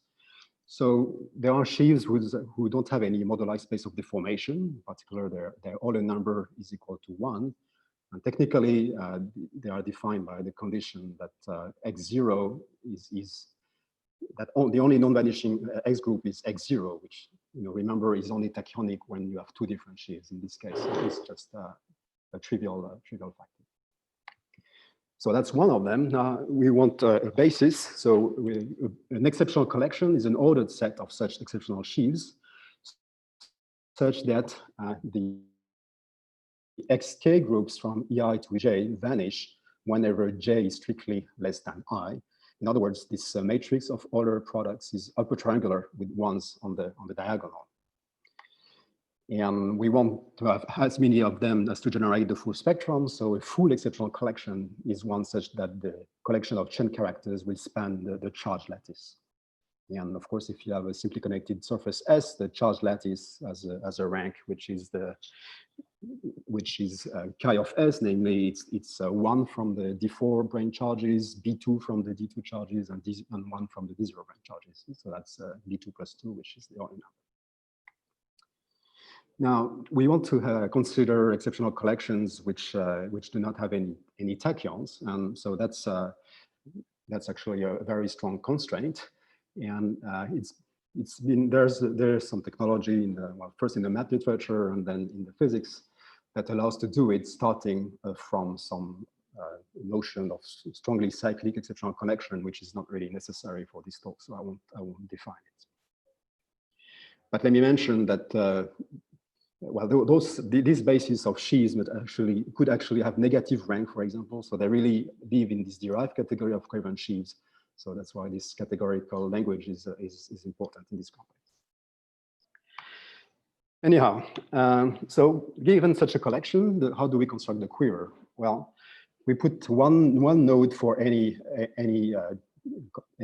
covariant sheaf in the collection, and we put arrows from I to j whenever we have quasi-massless strings. So this can either come from x1 of ej to ai in my convention, or x2 from ei to ej. So in fact, the arrows coming from x1 can be understood as morphisms, whereas the x2 components would be constraints on those morphisms. In other words, f-term equations on the chiral fields that are charged under these two groups. But in fact, it's convenient to encode these constraints into a superpotential, so you can add additional morphisms that go the other way in such a way that the constraint is the variation of the superpotential with respect to the arrow that goes the other way. So in this way, we produce a quiver with a superpotential. Notice that the number of arrows going from two nodes is in fact just the net number of arrows. That is, if you can count it positively, they go from I to j, and negatively, they go from j to I. That's given by the antisymmetrized part of the Euler form, and that is just the Dirac-Schwinger-Zwanziger bracket between black hole charges. Now, there could actually be different quivers coming from different exceptional collections, and that it's understood that those quivers are related by Seiberg duality. So now we can use this theorem that identifies the Dirac category of sheaves with the Dirac category of quiver representations. Let me explain a bit more how these isomorphisms work. So on the left-hand side, you have this grading by the chain vector. Whereas on the right-hand side, you have the grading by the dimension vector, which are just the rank of the gauge groups associated to each of the nodes. And well, it's easy to relate the two because we know the chain vectors associated to the constituents to each of the nodes. So we just expand and compute the coefficients. Actually, it's convenient to put a minus sign here because you want these dimensions, this rank of gauge groups to be very large, to be positive when the zero brane charge is large. Okay, it's a technicality. So that's one part of the dictionary. The other part of the dictionary is to relate the moduli to the Faliopoulos parameters on the quiver, or stability conditions on the quiver. So there is a general formula that achieves this, which is already present in the work of DNF on multi-centered black hole solutions in n=2 supergravity, which is that the parameter zeta I for the ith node is given by the product, imaginary part of the product of the central charges associated to gamma I, corresponding to the given node, and the total charge gamma. Where for the central charge, we use the large volume limit, which is basically the D4 brane charge times the volume, plus D2 brane charge times the size of the two cycles, plus the D0 brane component. Now, the virtue of this formula is that it reproduces precisely the stability condition it identifies the stability conditions from the D brane side to those on the quiver side. So on the quiver side, you would have to consider sub-representations and consider the slope of sub-representations. So you would have to look at the sign of these linear combinations of Faliopoulos parameters, which if you translate them in terms of D brane data, you recognize as the difference of the slopes once you divide by nn prime. And rho here is a large parameter, which is essentially the volume of the surface. So as long as this slope is non-zero, the statement of stability on quiver side will be equivalent to the statement of slope stability. But there are subleading corrections to it, which precisely take into account this Giesecker condition. Okay, so that's the dictionary. And if we so under this assignment, we expect that the moduli space of semi-stable objects on the quiver side and on the D brane side should be the same. So let's try and compare their dimensions. Well, on the D brane side, remember that the moduli space of stable sheaves had dimension 1 minus chi, the Euler number. The Euler number is given by this matrix Sij in terms of the ranks.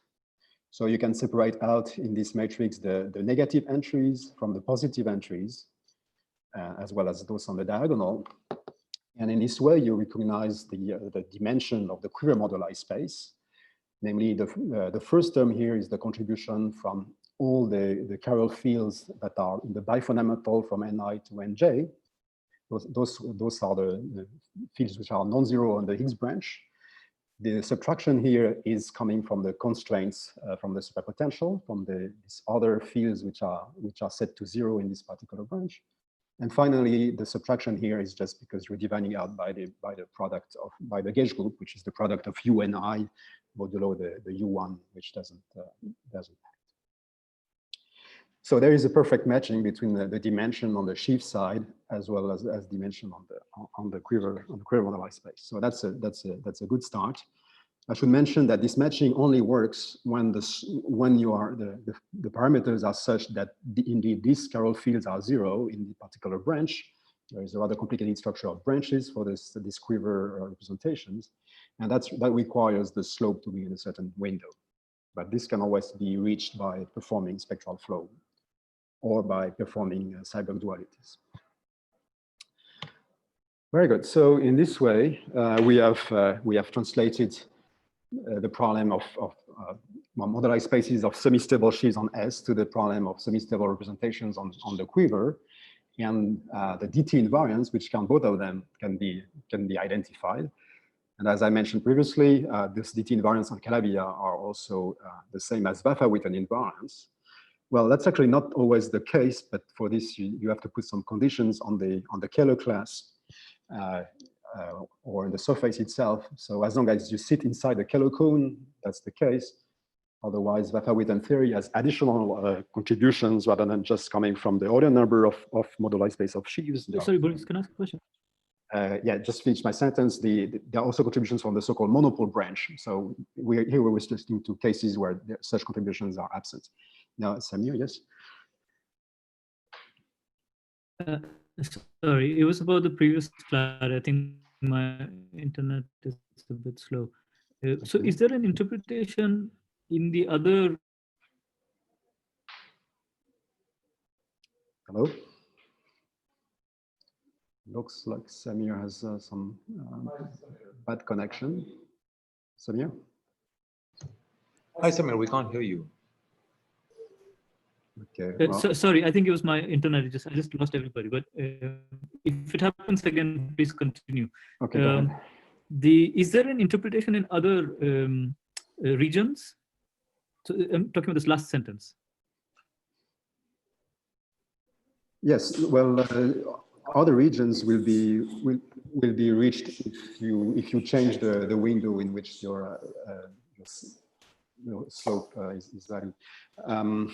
But in particular, some other branches of interest will be the attractor branch, and that's where I'm going to show that, the indices validation.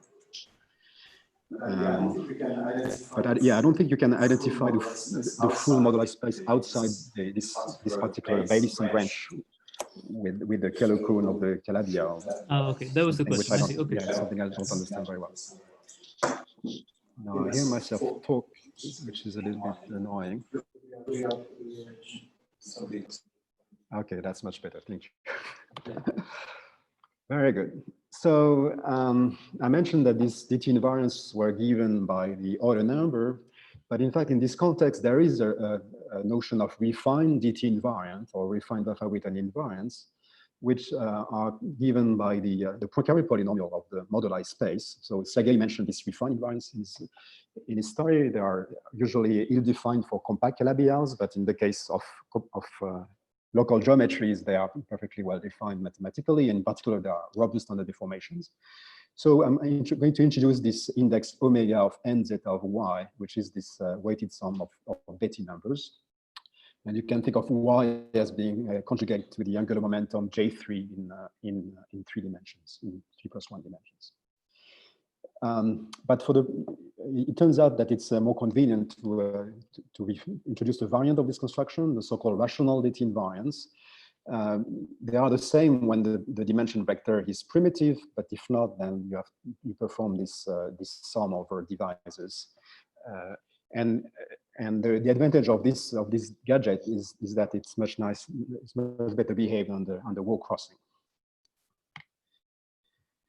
And I'll tell more about wall crossing in a minute. But now, once you have defined these invariants, just to make contact with Sergei's previous talk, the partial function of these invariants, where you fix the rank, you fix the first Chern class, but you sum over the instanton number n. So this combination is CH2, but n is the instanton number. And so if you introduce the parameter q conjugate to n, perform this sum, then we expect that this object will transform as a vector valued Jacobi form of weight, certain weight minus half B2 and a certain index.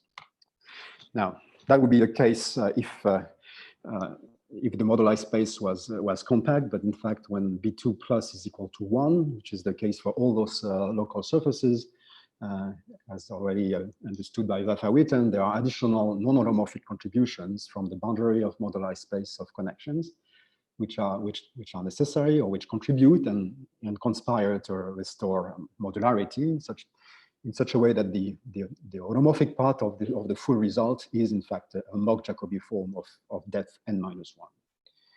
And well, even though n equal to 4 twisted theory is supposed to be topological, there is still some remaining dependence on the Keller class when in this special case of B2 plus s equals to 1.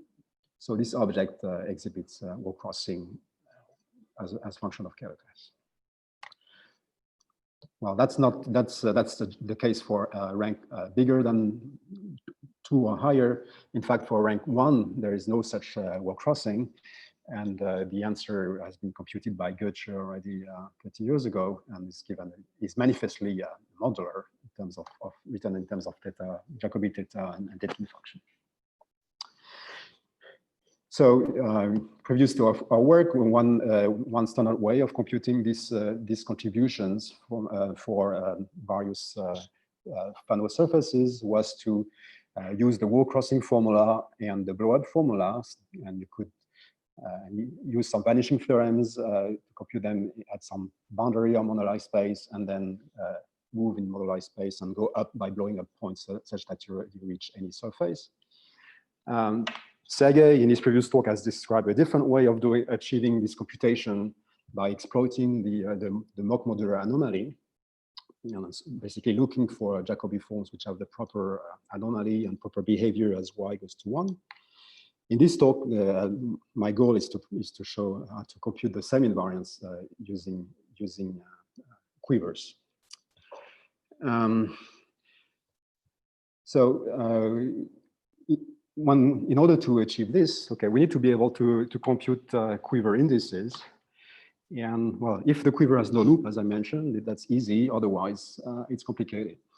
So the idea the strategy will be to identify some chamber where we can do this computation. That is basically where the invariants are 0, and then reach the other ones by wall crossing. So let me spend a bit of time reviewing some older work with Ashok Sen and Jan Manschot on wall crossing, as well as more recent work with Sergey.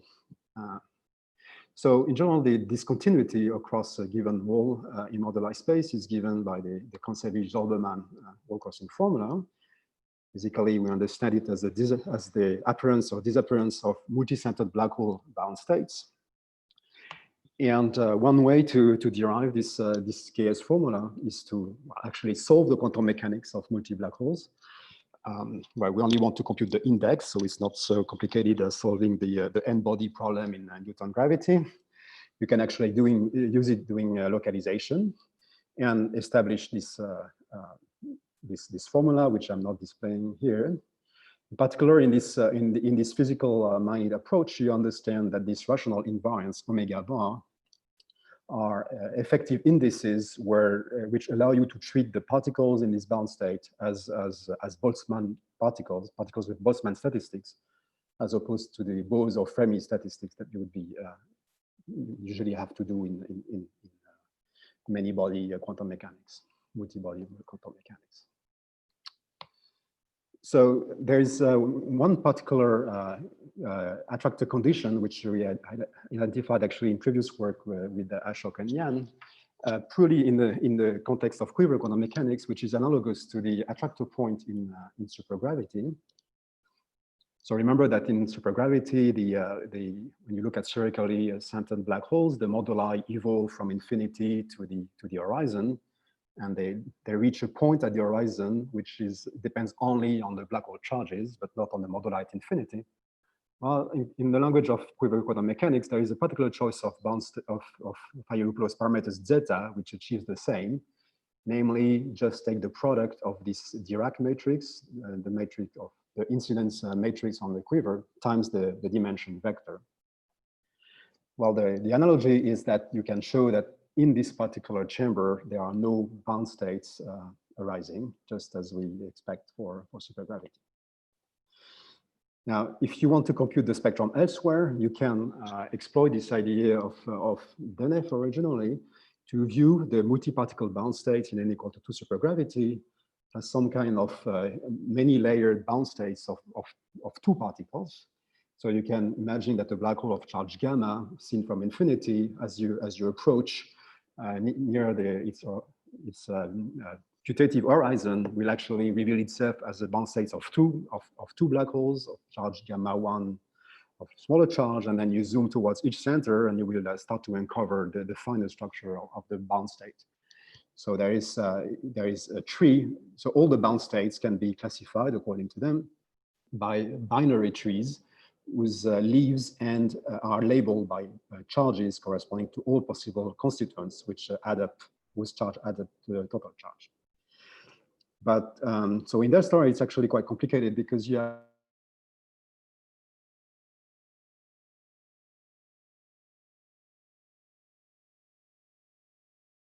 then iterates for each of the constituents. Well, in this work with Sergey from 2018, we actually streamlined this into a completely algorithmic formula, which expresses the index or rather this rational index for arbitrary dimension vector and stability condition in terms of these attractor indices, where product of attractor indices or refined indices. Sorry, there should be no T here, obviously, because the attractor indices do not depend on the moduli. And the sum runs over all possible decompositions of the total charge. And the prefactor is basically the sum of all possible trees depicted on the previous picture. So I'm not going to give further details of the formula, except point out that it is there is a way to determine the stability of these flow trees, which is purely combinatoric and does not require integrating the flow. So we have this technology, which we can apply, provided we can compute these attractor indices. I should probably mention that there are subtlety in this formula is that well, it is manifestly consistent with the KS Walkersing formula, but naively it looks like it would have additional discontinuities due to the fact that the topology of such trees may vary in moduli space. So that some trees could appear and disappear. But it turns out that after you sum over all of them, the only discontinuities that remain are those corresponding to the usual rules of marginal stability, correspond to decomposition into two by the primitive Walkersing formula, essentially. Very good. So how do we go about using this formula? Well, here comes this main observation in our work, which is that unless this dimension vector is supported on a single node, that is the current sheaf is one of the elements in the collection, in which case the attractor index is the index is independent of moduli and is just equal to 1, or unless the dimension vector is aligned with the one corresponding to D0 branes, then we can show that this attractor index actually vanishes. I think it's probably the first example where we can actually compute all attractor indices for a non-trivial quiver with loops. So how do we show this? Well, as I explained in examples, we can exhibit, we can basically massage the dimension for the moduli space in the attractor chamber in a way which is manifestly, in a form which is manifestly negative. Therefore, this moduli space will have to be empty. So we can write generally. Remember that the dimension was some quadratic form in the dimensions in the rank of the gauge groups. So we can write it as 1 minus some positive quadratic form minus a sum or a linear sum of products of the ranks ni with the attractor moduli zeta I. Remember that those guys are themselves linear in ni, so this is really a quadratic form here. In such a way that other these coefficients are 0, or more interestingly, they are non-zero, but their sign is correlated with the sign of zeta I star. So if that's the case, then you see that for most dimension vectors, this term will be negative and large. This will be negative and large, and therefore the dimension will be negative. Well, there is one exception. Well, the two exceptions here are due to the fact that the D0 brane charge is actually, so this quadratic form is actually degenerate along the D0 brane charge. And that's, well, that's essentially expected because the dimension of the moduli space of a pure D0 brane should be the dimension of the Calabi-Yau in which it's moving, and therefore it's independent of moduli, and it's not zero. So that means that using this information, we can now use this flow tree formula, except for the possible problem that we don't know these indices for pure D0 branes. But another a nice feature is that the D0 brane vector is actually in the kernel of this anti-symmetric product. If you remember, this bracket was the product of the rank of one object times the degree of the other minus the reverse. So if the rank is 0, as it is for D0 brane, then it's automatically 0. So you can actually compute these numbers now at arbitrary Fourier-Close parameters or arbitrary Keller form. There is one particular point which is worth mentioning in terms of the relation to the Calabi-Yau local Calabi-Yau geometry. So remember that on the Calabi-Yau side there is this notion of large volume attractor point, which is the one where which defines this MSW indices in Sergei's talk. So this is basically a point where the Keller moduli TA are proportional to the magnetic charges PA, the large number.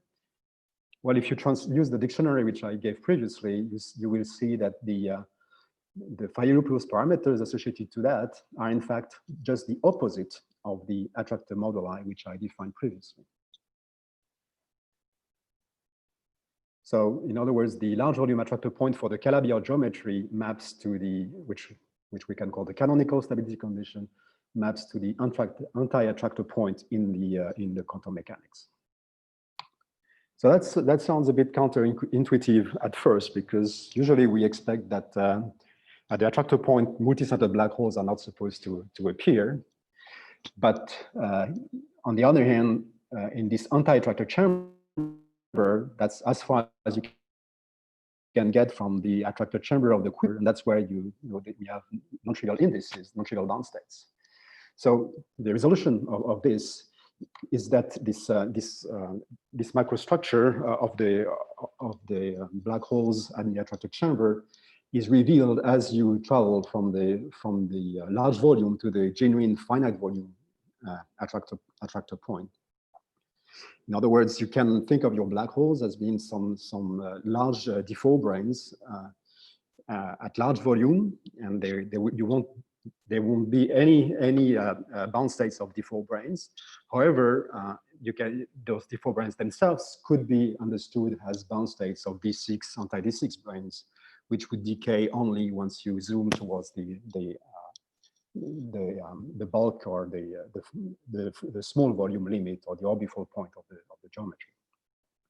So it's kind of a general lesson about the relation between Calabi-Yau black holes and states in the quiver quantum mechanics, which was a bit unexpected. Sorry, question. Yes. How does this idea agree with n=4, where everything includes the duality invariant? So you should see it as D6. Yeah, I think the analogy with n=4. Sorry, can you repeat the question, please? We couldn't hear it. Yeah, Sergei was asking about how this idea matches with the expectation from n=4 dions. I think this large volume attractor point is similar to the weak coupling region in this upper half plane, where you by sitting at this point you exclude all the bound states of canonical components, but those bound states. So in other words, you have bound states of negative discriminant states, but those negative discriminant states themselves can be composed of bound states. I think that was the lesson from the talks this morning. So the constituents of the negative discriminant states can be understood as D6 anti-D6 bound states in this analogy with Calabi-Yau compactifications, I think. I'm not sure that completely clarifies the idea. I had another question. So what is the opposite? What maps to the attractor point? So it's not clear because you have large corrections of the central charge, but I think morally you can think of the attractor point as being the orbifold point, for example, in the CP2 case. That will be quite clear. Mm-hmm. Whereas the anti-attractor chamber corresponds to the large volume limit of the resolved P2 orbifold. So after you have blown up the vanishing cycle. Does that make sense? Yeah, Mauro. I mean, yeah. Thanks. Okay. Okay, so still we have this statement that the attractor indices vanish. But the question, so that means that there are, in this particular chamber, there are no genuine bound states, but could there be solutions from scaling solutions? So remember that in this story of multi-centered black holes in n equals to 2, there is this particular feature that for certain constituents described by Quiver with loops, there are regions in the phase space of multi-centered solutions where some of the centers can approach at arbitrarily a small distance. And so if you sit in the attractor chamber, typically you would not have, beyond just single-centered black holes, you could also, in principle, have such scaling contributions. And in previous work with Ashok and Yan, we gave a way of disentangling these scaling contributions from the bona fide single-centered black holes. And therefore, prescription for extracting the true number of single-centered black holes, or in the context of Quiver quantum mechanics, it was called pure Higgs indices. This formula looks actually rather similar seen from far from the attractor flow formula that I mentioned previously, but notice that so now for each bound states or each decompositions contributes a product of the indices of the associated to the counting single-centered black holes with given charge. But the prefactor is no longer just the sum of the trees. It's in fact computed by localization, and it's defined in a somewhat complicated recursive fashion, which I don't want to go into yet. But there is this formula, which in fact is also available on the computer as a Mathematica package. You can really use it explicitly. And the point of this formula was that the conjecture in our previous work was that this just like the attractor indices, these single-centered indices do not depend on the Fayet-Lopez parameters. That's kind of trivial. It's a feature of the formula. But on top of it, they are conjectured to count states with zero angular momentum, which in the language of Quiver quantum mechanics means the harmonic form supported on the middle chronology of the Quiver moduli space. Well, so in examples that I'll switch to pretty soon, we can apply this formula and compute these single-centered black holes indices, and we find that in fact the same statement holds as for the attractor indices, namely they vanish unless n is a pure representation, or unless you have d0 branes. And I'm not saying that the two are equal, because in fact they would be different in the case of pure d0 branes. And but anyway, for most of them they are equal, and namely equal to 0. And that's a little bit surprising physically, because you can see that such scaling solutions exist classically. But it turns out that according to if you apply the prescription for extracting the contribution from these scaling solutions, that goes under the name of minimal modification hypothesis, which is supposed to take care of all quantum effects, then these scaling solutions disappear. So of course, this, unlike the previous one, this formula, this Coulomb branch formula is still conjectural. But under it, we find that the somewhat surprising consequence that there are no scaling solutions, no scaling quantum states in local Calabi-Yau geometries. Sorry, which Yes. I remember in our paper. Okay, I'll repeat the question. Go ahead. In our common paper, we compare two indices and found cases where they don't coincide, and attributed the difference for scaling solutions. So how to reconcile with what you said?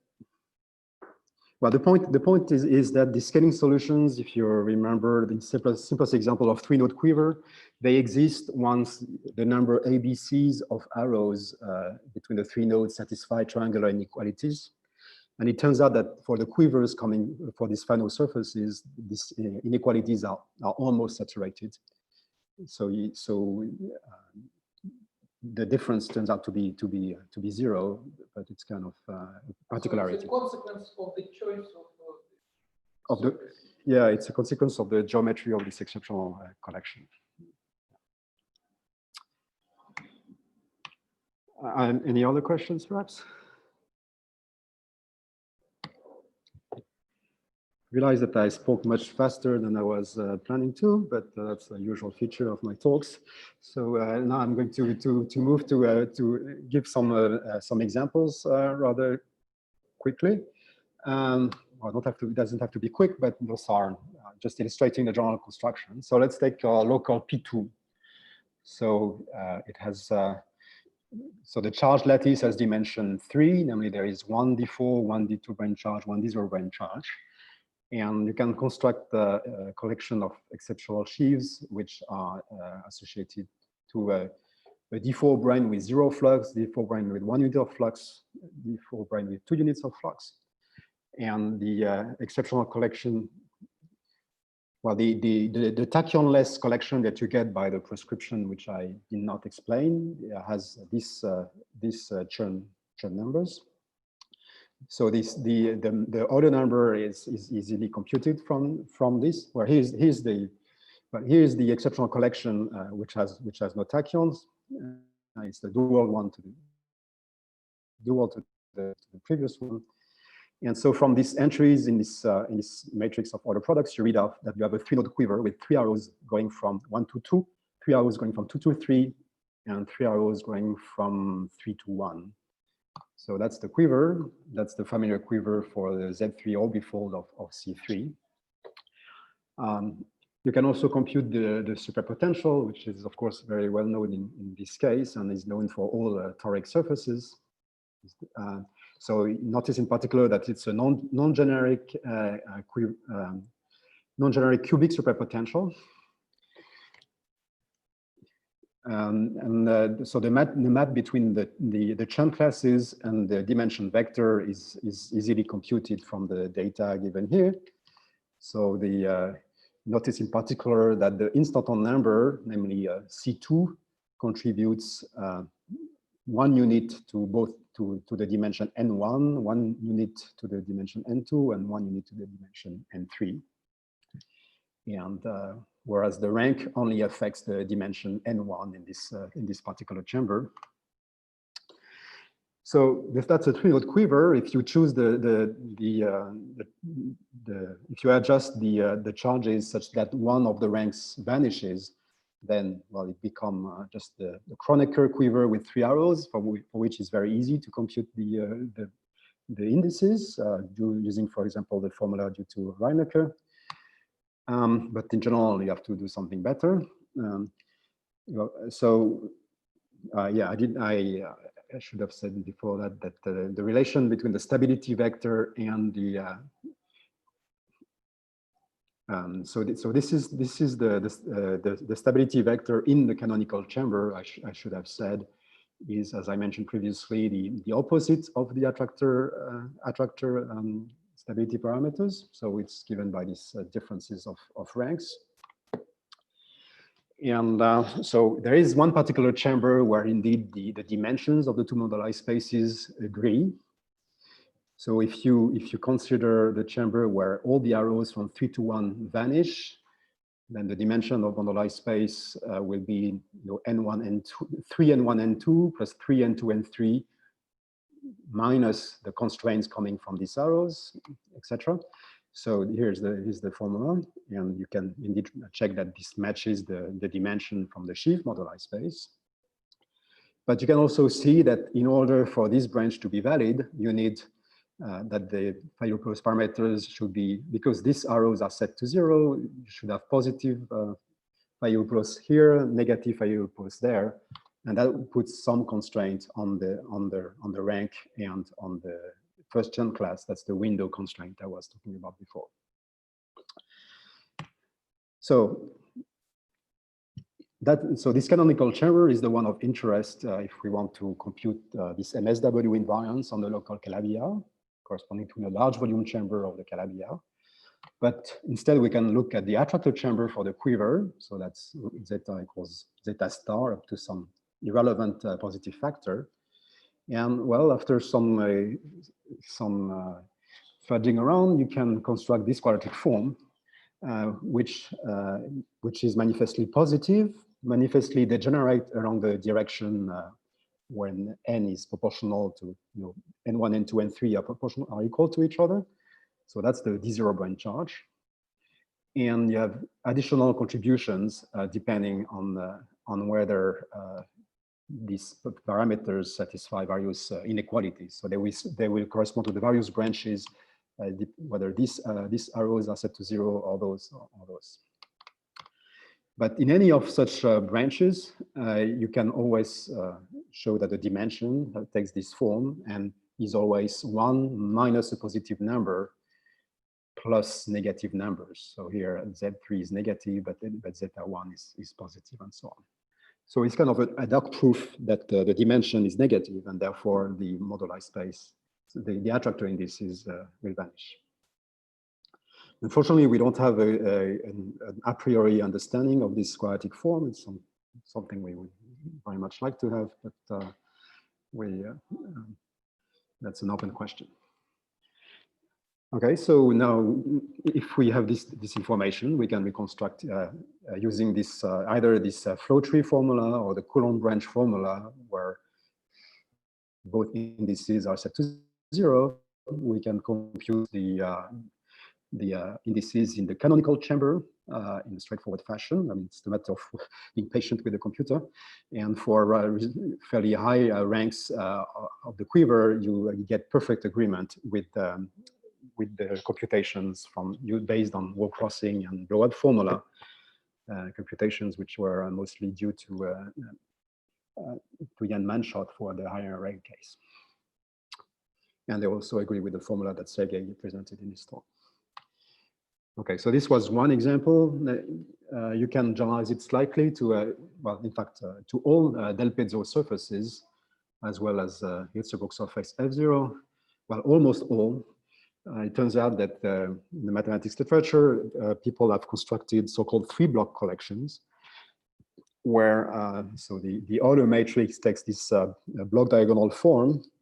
So you have arrows only extending from the first block to the second block or to the third block, but not arrows within the block. So the quiver takes this form, where this big circle is really a collection of small nodes. Smaller nodes with ranks add up to curly n1, and with all arrows are the same number from 1 to 2, etc. There's actually some interesting equation that classifies all these collections called the Markov equation, but it's more of a curiosity in this context. But in that case, we can use the same argument to compute the dimension in this chamber where all the arrows from block 3 to block 1 vanish. That matches, of course, by construction, the dimension of the moduli space, of the sheaves moduli space. But you can similarly compute the dimension in the attractor chamber and devise some quadratic form, which is written below here, such that the dimension will always be of a similar form as before, with coefficients here which are rational positive numbers. They are just depend on the data ABC, well, the size of the blocks and the number of arrows between each block. I realize I forgot to put some formulas defining these quantities, but it's not very, you can find them in the paper. So you still have the same conclusion that unless n, the dimension vector, is supported on one node, or unless it's aligned with the d0 brane direction, this dimension is strictly negative, and therefore the moduli space is empty. Okay, well, I had some other slides about constructing exceptional collections for toric surfaces, because I should point out that out of these del Pezzo surfaces, only the first ones up to del Pezzo 3 are toric, and there are standard techniques for toric geometries to construct exceptional collections. Del Pezzo 4 up to del Pezzo 8 are not toric, but they still can be treated using this formalism. But I guess in view of time, I will just move to the just reassure you that the results are consistent with the low crossing and blow up. And I will just turn to the conclusion. So I explained that gave an algorithm for computing Vafa-Witten invariance of Fano surfaces, or equivalently BPS indices counting D4, D2, D0 branes on local Calabi-House for arbitrary rank and arbitrary moduli by using this flow tree formula. Well, this method should presumably extend to any rational surface. A rational surface is one that you can reach from P2 by blowing up endpoints. And you can construct such collections. You can follow such exceptional collections across any blow-up. But it would be very interesting to apply similar techniques for K3 surfaces or so-called surfaces of general type. In those cases, the Vafa-Witten invariance will also include contributions from the monopole branch. It's an open question whether we can describe this in the language of quivers. There is some other technology on the mathematical market to compute BPS indices, especially for P2, which use so-called scattering diagrams. And it's rather it's very close to the attractive flow trees that we see in this formula. So it would be nice to make the relation to that. But I think the most interesting lesson is that what we learn, or what I learned in this project, is that for a certain class of quivers, at least, you can construct generating functions of indices where you fix a dimension vector and you allow arbitrary shifts by n units of some other vector. In this case, it was the vector 1, 1, 1 corresponding to D0 branes. And some of these generating functions must have mock modular properties. And well, we suspect that this should come from some vertex operator algebra acting on the cohomology of these quivers, basically generalizing the idea of Nakajima, or the construction of Nakajima for the enaction of affine A1 on the Hilbert scheme of points.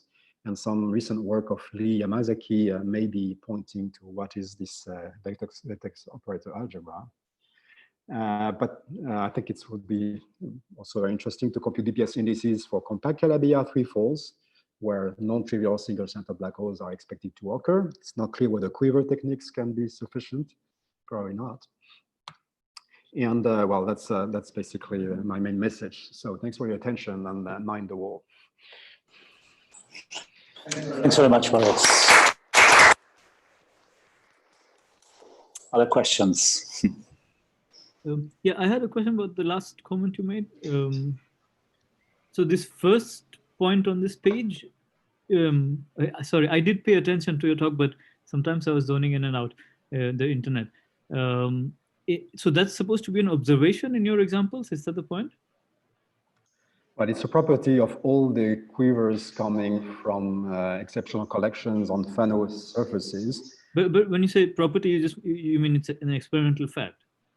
Well, no, it's a consequence of the mock modular properties of Vafa-Witten generating functions. Now, I think this is by now well established. I see.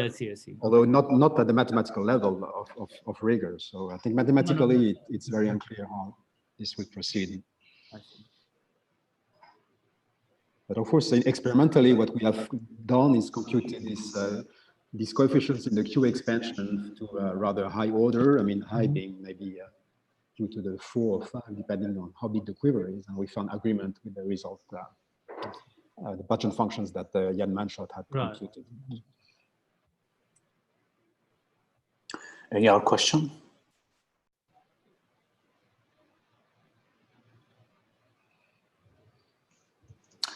If not, let's thank Boris again. And thanks to all the speakers of today. And well, we'll be back tomorrow morning at 9 a.m. Lisbon time. See you. Bye-bye.